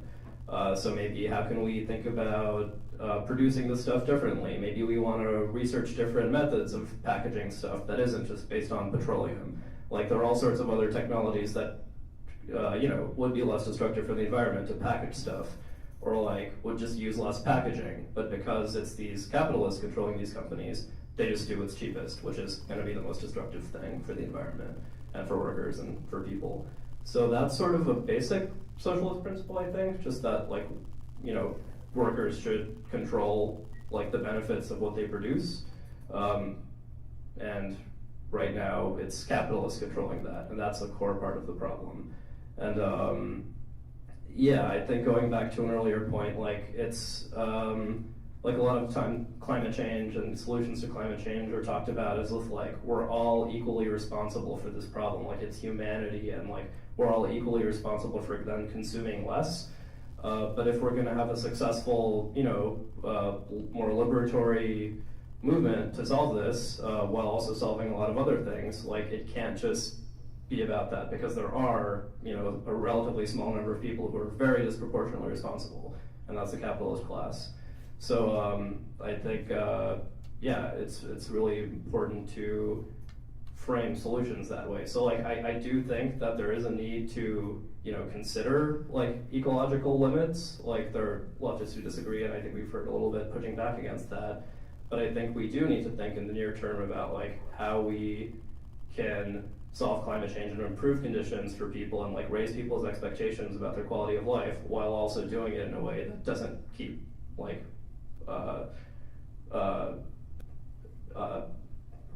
hurting ecological systems and biodiversity and all this other stuff. Like I do agree with you that the concept of nature as something pure or separate from humanity is like not correct. Like indigenous people, I think, have always thought of humanity as something that is both part of the environment or nature or whatever you call it, but also a force that shapes it. Like often indigenous communities aren't just like preserving the purity of the forests or ecosystems they live in, they're actively shaping it. So I think there's plenty of environmentalists who've thought of nature as some separate thing that needs to be preserved in some pure, harmonious form, and I think that is like a misunderstanding of it because there are non-human creatures and animals that also actively shape the environment. So I think the environment and nature is something very dynamic that I think in the Anthropocene we can think about how humanity can shape it in better ways. And I think that requires moving beyond a capitalist form of organizing society. Because if it's purely driven by profit, like even if we move to some kind of reformed, like more sustainable capitalism, it's still going to be dependent on extracting materials for profit. Like renewable energy still depends on all these rare earth minerals and things, and even people who want to consider nuclear energy as part of the solution, there's still the need to extract uranium and all this other stuff, which under the current system requires exploiting the labor of people mining those resources, mostly in global south countries. So I think if we talk about moving to a different system that's really going to benefit everybody, we need to figure out how to use those resources in a way that's more sustainable, not just for the planet, but also for people and the labor producing of those things. Wyatt, any responses? Yeah, so I have some critiques, but I think the key issue here is I'm not actually sure that we don't have to get rid of capitalism for the sake of the environment or anything like that. We should choose to get rid of capitalism because we want more freedom and we want a freer society, and we want a society without the contradictions that capitalism creates through itself. I'm not sure that we need to do that, even just on a purely physical level. I think capitalism can continue itself indefinitely, pretty much. I'm not sure that without some sort of socialist revolution, capitalism will literally just destroy the entire world and humanity will be wiped out, because that would kind of run against capital interests. I am certain that there is a better future that's possible, but we have to really be asking better questions, and we have to be asking better questions of ourselves as leftists as to why we actually want to overcome capitalism.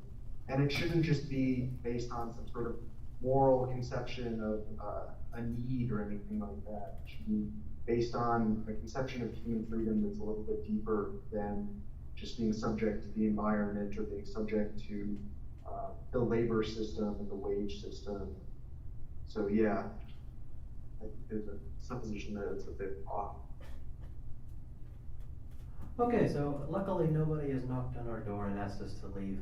I'm going to go through one more round of audience Q&A, and if you can keep them somewhat short, we can actually take multiple questions at a time. The panelists will get to address them.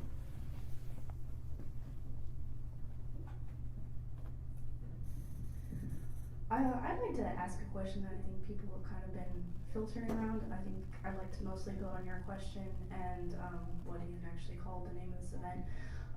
One reason that I think, for me, capitalism is problematic is that fundamentally it's a human-centered philosophy and economic system. It's looking at how can, you mentioned exploitation over cooperation. Ethan, you said something interesting, that Earth is never going to be put first in a capitalist society. And I think that's something fundamentally where you can argue that capitalism offers human freedom, blah, blah, blah.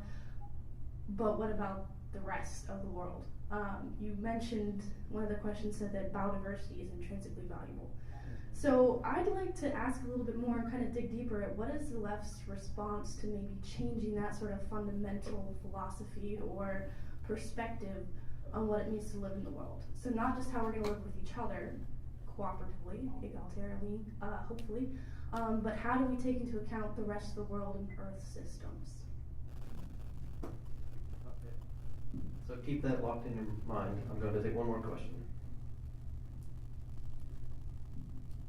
Mine actually works pretty well with what you said. I was just going to mention the fact that we were talking about the separation of nature. And I want to say that we are nature. We came from nature. We live in nature. We depend on nature also. And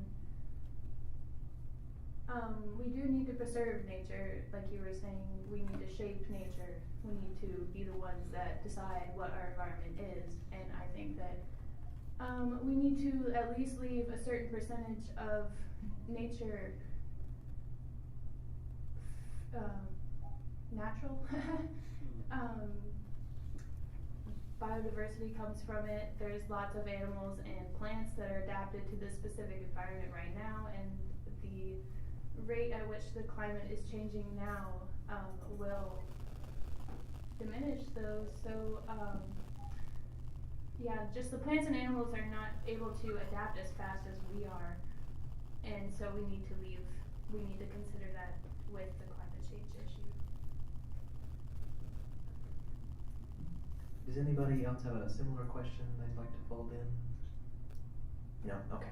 I'm going. Oh, yes, back there.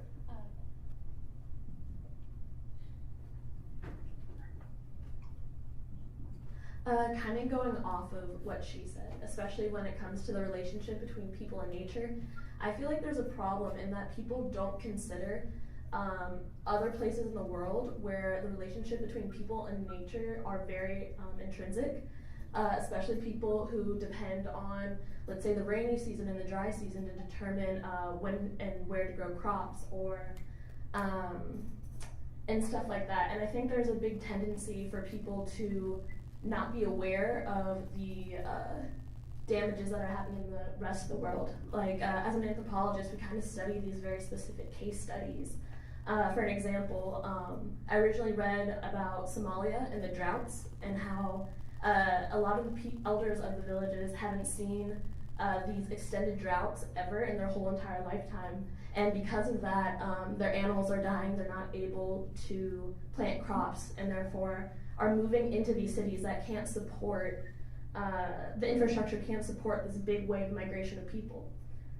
So basically, I just want to piggyback off of what you said and bring that forward into the conversation as a consideration.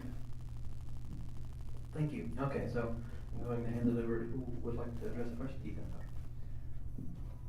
So yeah, I think one thing we actually really haven't even touched on in this conversation is that the industrialization of our agriculture system, in the monoculture of our agriculture system, we have become a people of corn. And with that, that has led to, it enables mass extinction that's going on, not even just in the United States, but all across the world, where now we have,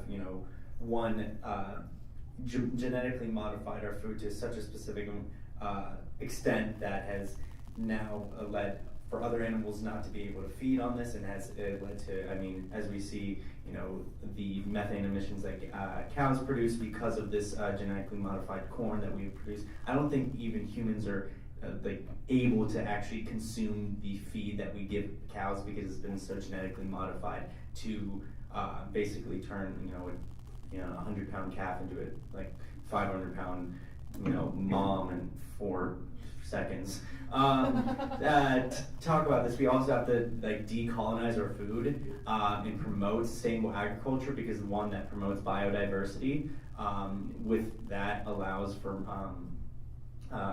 regenerative processes in the ecological systems in our local areas, but also in our global areas. One thing kind of going about this with the climate crisis is the migration patterns have changed in so many of the animals that we see. Many animals are becoming invasive to others' ecosystems because they're not used to being there, but since places are getting hotter, certain types. Let's say there's a specific example of, I think, the barred owl. Barred owl has used to been known to be on the East Coast, like the southeast area, and it's been moving up to the northeast and northwest, where there's another competitive but less aggressive owl, and that owl is slowly becoming extinct because of this of the global warming and the climate crisis itself. So we see that the climate crisis is also affecting biodiversity, so we need to have a regenerative process. I read this really cool article. Now, this probably would never happen, but something called half-earthing, where we leave half of the earth to completely let like nature take its course, and the intrinsic values of regenerative processes in the earth. Now, this would never happen in especially a capitalist society and a colonialist society where land is the biggest idea, and land and profit. But it's just something to take into consideration that like our earth has this like innate thing to heal and regenerate. Yet this kind of going back to capitalism keeps exploiting that and pushing back against that idea of protecting biodiversity and promoting it.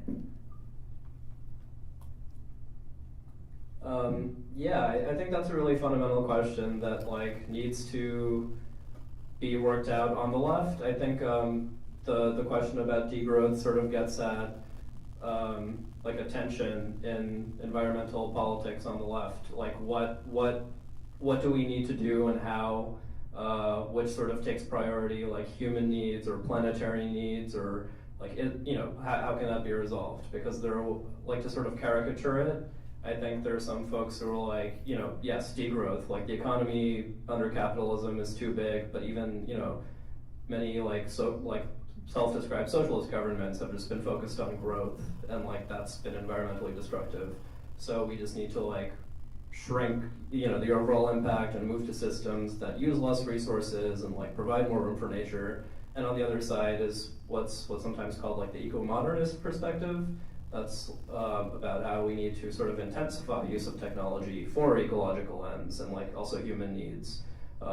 So I think that's a tension, and like that needs to be worked out. So I guess from a like eco-socialist perspective, I think people are not against the use of technology, but the question is like, what is actually going to be effective at meeting human needs, while also trying to promote regeneration and not extract more than is like cultivating nature or the environment, or however you want to describe it, in ways that allow for future generations to keep using it. Like what is going to allow more human flourishing, and however you want to define that, like in ways that don't require just like depriving like other human communities or animal or natural communities, however you want to describe that. So yeah, like I don't have easy answers. I don't think any of us do, but I think there is a real tension like in the very near term about what kinds of solutions we talk about, because even if we're talking about moving to renewable energy, for example, if we're not also really increasing energy efficiency, for example, like a lot of emissions just comes from like very inefficient energy use. So even if we go to 100% renewables, or even including nuclear in that, if there isn't a reduction in demand because of like how inefficient things are, then that'll require like extracting way more like lithium and cobalt and like all these other things in ways that like completely ravage like huge parts of the world where those resources come from, in ways that make it impossible for humans to live in those places, let alone any other species. And that yeah, we just have to ask like holistic questions about like what is going to meet people's needs, while also allowing a future for like the most people and non-human forms of life. So I think agriculture is a really basic question there, where this debate comes up a lot, because on the one hand there are people who do suggest we need to kind of like go back to the land and just like go back to like pre-capitalist, pre-industrial forms of agriculture. But then there are real questions about whether that can produce enough food for all the people that are alive today. But then like I think there are really interesting ideas around agroecology and regenerative agriculture that do suggest like actually it doesn't mean like getting rid of all technology. It just means like changing the way agriculture is done, so we're not doing these like huge monoculture farming and like factory farms and all these things that are just like unsustainable in any definition. like for the environment or the like exploitation of workers and all this other stuff. Like there's a way to imagine producing food in a different way that doesn't like reduce the topsoil. And like it's also worth noting that this isn't just a climate crisis, like it's a broader ecological crisis. Like even if we get to zero emissions somehow very quickly, there's still like there's this concept of planetary boundaries that ecologists have defined in like 9 different categories, like the use of nitrogen fertilizer and phosphorus and all these other things. Like agriculture right now depends on nitrogen and phosphorus fertilizers that are being like rapidly depleted. Like there just isn't enough to produce the level at which it's currently used. So like even if we have like industrial agriculture, like there's maybe a few more decades left of those types of fertilizers. So there's a need to figure out how to produce that food differently without depleting those things. So I think there are real questions, like as we try to figure out what is the most like liberatory forms of reshaping our systems, like we do need to contend with these basic ecological questions about like what materials go into the systems of production. And that's a question like, you know, beyond like just the question of capitalism or socialism, that just needs to be figured out, like regardless of what our economic system is. So I think there are these basic questions about like nature and our relationship to it that need to be baked into the shift away from capitalism. Either Mike or Wyatt? I mean, the idea of building a cooperative, communist type society is to bring man and nature into more harmony, right? So capitalism just doesn't think like that, basically. I mean, just like think about the air. I mean, the air is like 20% oxygen, 80% nitrogen. Well, it wasn't always like that. I mean, basically when, you know, when life first began to evolve on the planet, it was overwhelmingly nitrogen. But the interaction of animals and plants and living and dying and growing, you know, the photosynthesis process slowly but surely transformed the atmosphere into what we have today, basically. So we don't want to upset that fundamental balance, and we want to keep it in mind. And like with cutting down all the trees, well, there's, you know, you could reforest.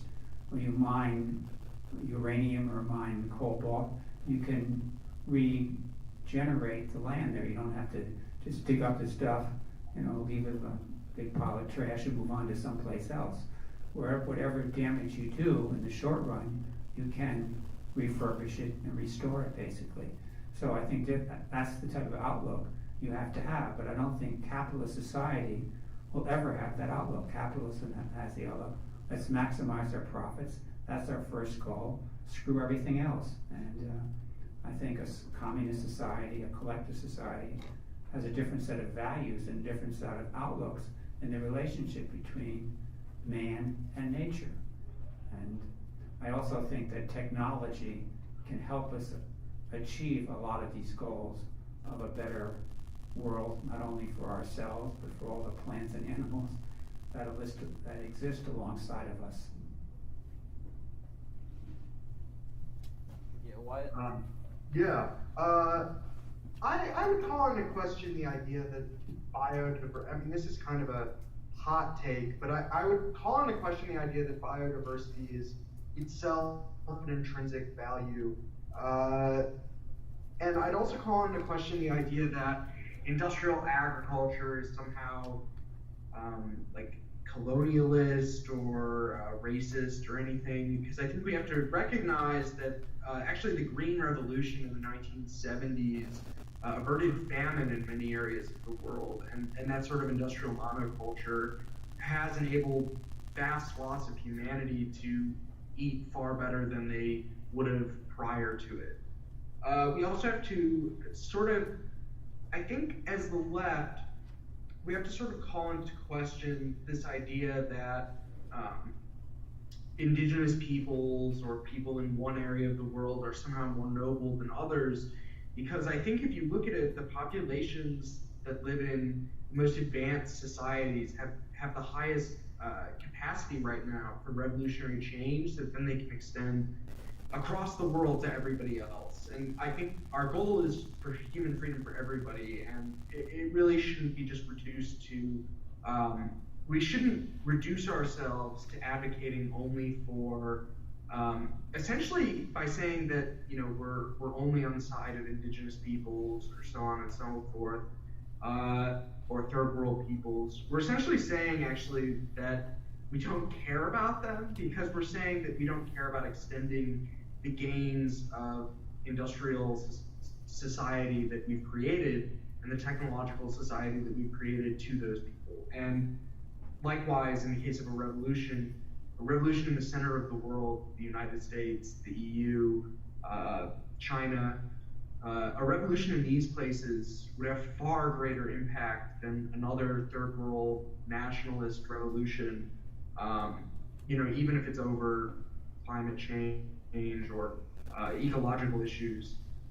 We've already seen, for instance, in the global south, we've seen groups like the Zapatistas and Rojava, etc., all claim to be fighting some sort of ecological war, but these groups in the global south have been relatively unsuccessful in creating some sort of universal revolution, which is our goal. Like, our goal as the left is for a universal socialist revolution. We want socialism for everybody, and we want to extend the gains of humanity to everybody.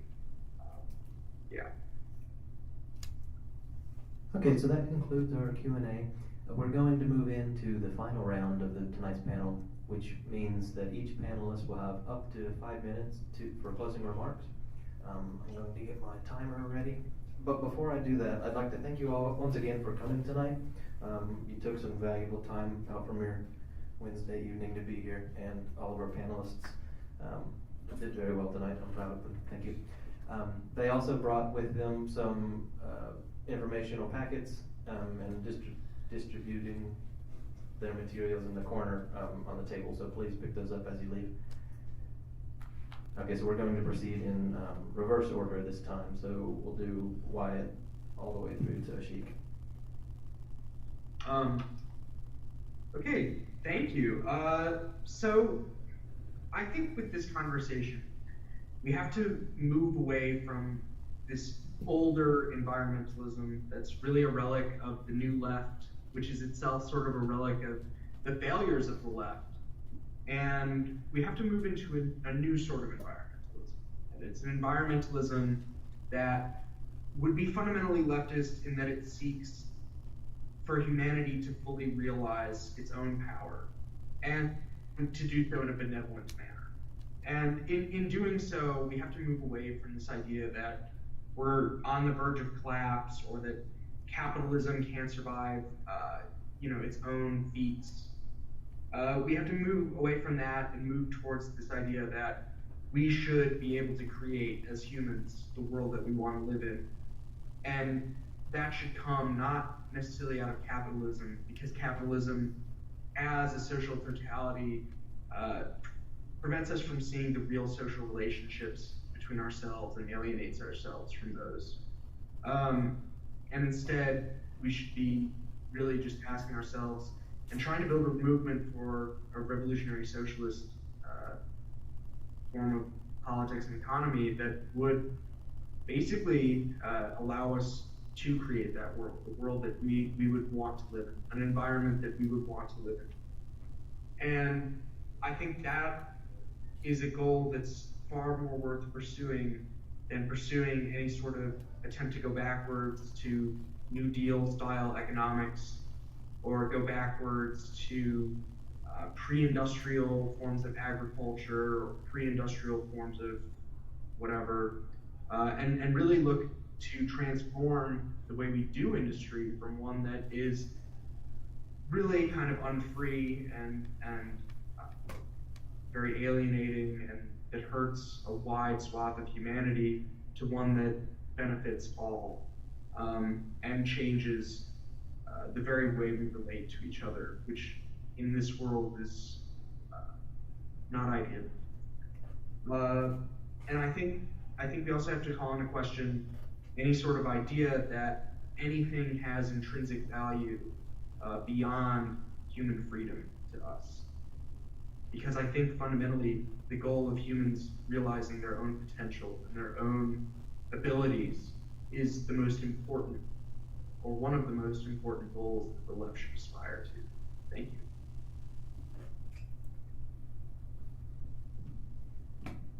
I've been a revolutionary for a very long time. And one of the things that I found out is that when you're young, most people have a tendency to be revolutionaries because basically they see the world and they think it needs to be changed. It's hard to sustain that over a lifetime. I think of people like Jerrold Nadler. He's the head of the House Judiciary Committee. I remember I went to college with him. He was a revolutionary then. Now he's a Reformed Democrat, basically. Juan Gonzalez, you see him on Democracy Now! I went to college with him. He was a revolutionary. Now he's whatever he is.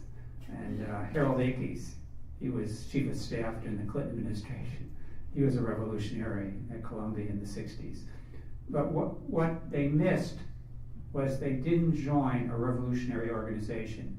You need an organization which is a collective, which struggles with each other to keep yourself on a positive course, on a continually moving forward direction. Because the forces of capitalism, the radio, the TV, the smartphone, the cell phone, all these other things, the culture, tend to draw you to an individualist, I'm going to make it type outlook. And it's very, very hard to resist that unless you're actually part of a revolutionary party which is trying to transform society. So the one idea I'd like to leave with you is that you should really think about joining a group like the Progressive Labor Party and become part of the effort to develop yourself, develop other people, and to build a working class movement which can actually transform the world and make this world a better place for all working people today, tomorrow, and future generations. Thank you. I'm going to keep this short and sweet because I feel like I've been talking way too much. But I just want to lastly sum this all up that again, that the climate crisis is one of the most personal issues that we could ever have. It is something that is more than numbers. It is people. It is animals. It is the atmosphere. It is all of this. It is all intertwined. And for us to actually tackle and mitigate this crisis, we must tackle all forms of oppression. We must tackle all forms of exploitation and colonialization. And with that, tackling capitalism, tackling the racism, tackling sexism, tackling ableism, all these things. And lastly, kind of just, this is a call to action now. This is something that we cannot do just by sitting and talking on panels. This is something where you have to take to the streets and be loud enough until they can't not hear you. And I'll leave you with this one exciting, hopeful thing. I was the lead organizer for the DC climate strike, and we had upwards of around 8,000 to 10,000 people there. And one of the most pockmarked moments of this this rally and strike was at one point we had one of the hip hop caucus leaders, Reverend Yearwood, come up and do some chants and just rile up the crowd. And at one point we were chanting so loud the sound was bouncing off of the Capitol, and at some point there were elected officials coming out on the speaker's balcony to see what was going on. So truly we are a movement that is too loud to not be heard, and there's no time to compromise or find middle ground. This is the most urgent and vital crisis that our generation and prior generations and future generations will ever face. So yeah, Green New Deal. I want to go back to something that I started to mention earlier, which is the way that environmental politics was sort of framed around the turn of neoliberalism, which I agree, like just focusing on neoliberalism as the problem is not sufficient, like capitalism is the problem and we need to move beyond it. But at the time, before the neoliberal term happened, like there was this moment when maybe capitalist countries like the US could have gone on a softer path. And like one moment that's talked about as sort of a pivotal time was when President Jimmy Carter, during the, there was this like oil crisis, so there was maybe a need to reduce consumption that people were talking about, like just in the mainstream. So he sort of gave this big speech called the malaise speech about how there was this like sort of like recession or feeling of malaise or depression because of consumption and like all these other things, and there was a need to shift to, like lower levels of consumption, and like there needs to be some common sacrifice, and you need to like put on your sweater in the winter or something instead of just using more fuel.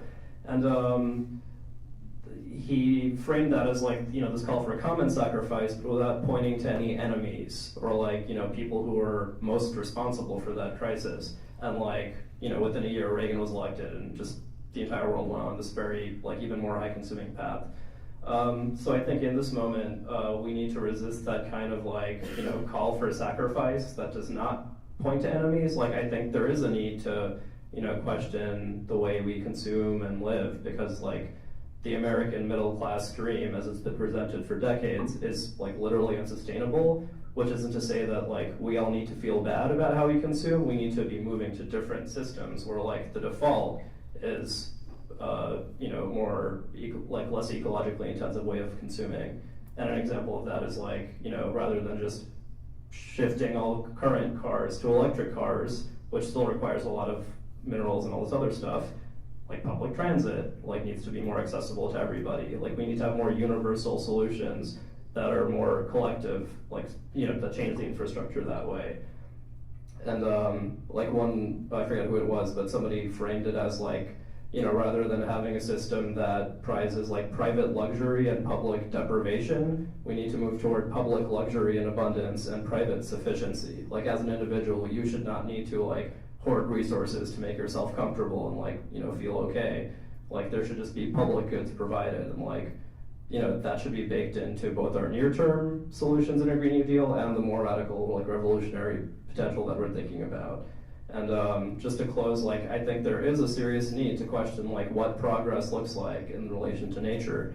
Like you mentioned the Green Industrial Revolution that happened like under conditions of capitalism. So there are all sorts of questions about how that could look different if we move past capitalism. But the reality is that the Green Industrial Revolution depended on all these like fossil fuel inputs, like fertilizers and all these things that, in the near term do increase like food output, but like degrade the topsoil. And that's been happening for decades.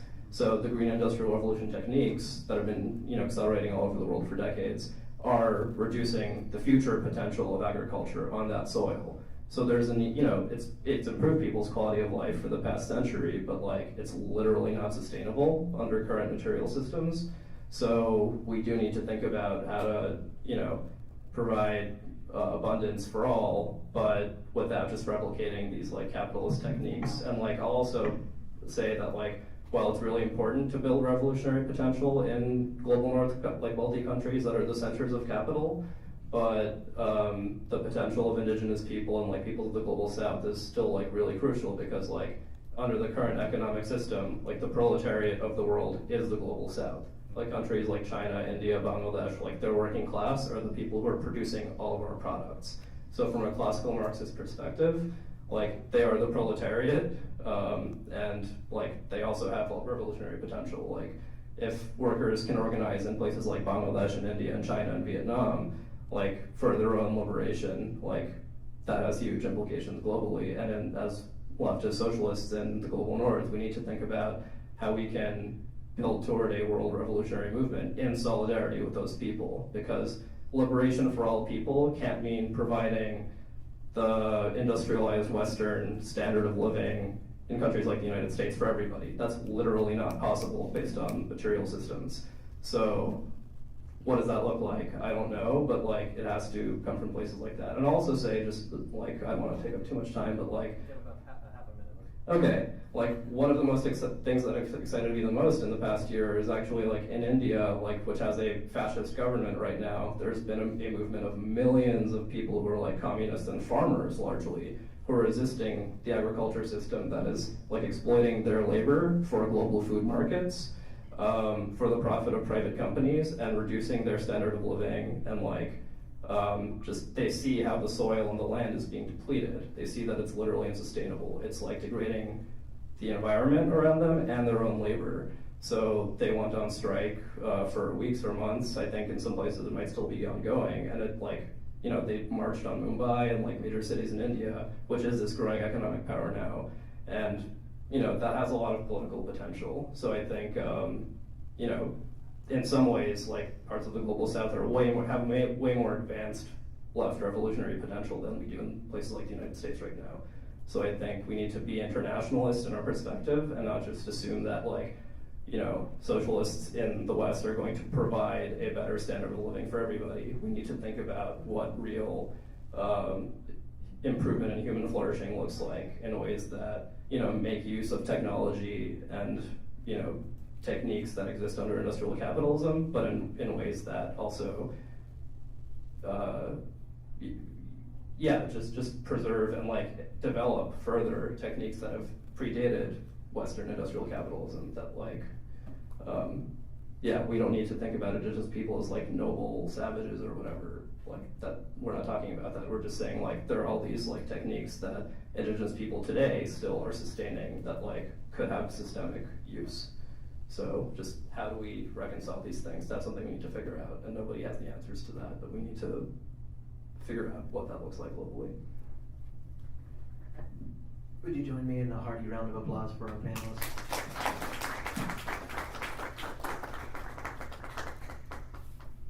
The evening is through. If you haven't signed the sheet with your email address, both the Anthropology Club and Platypus would appreciate that. Otherwise, look forward to hearing about our next events.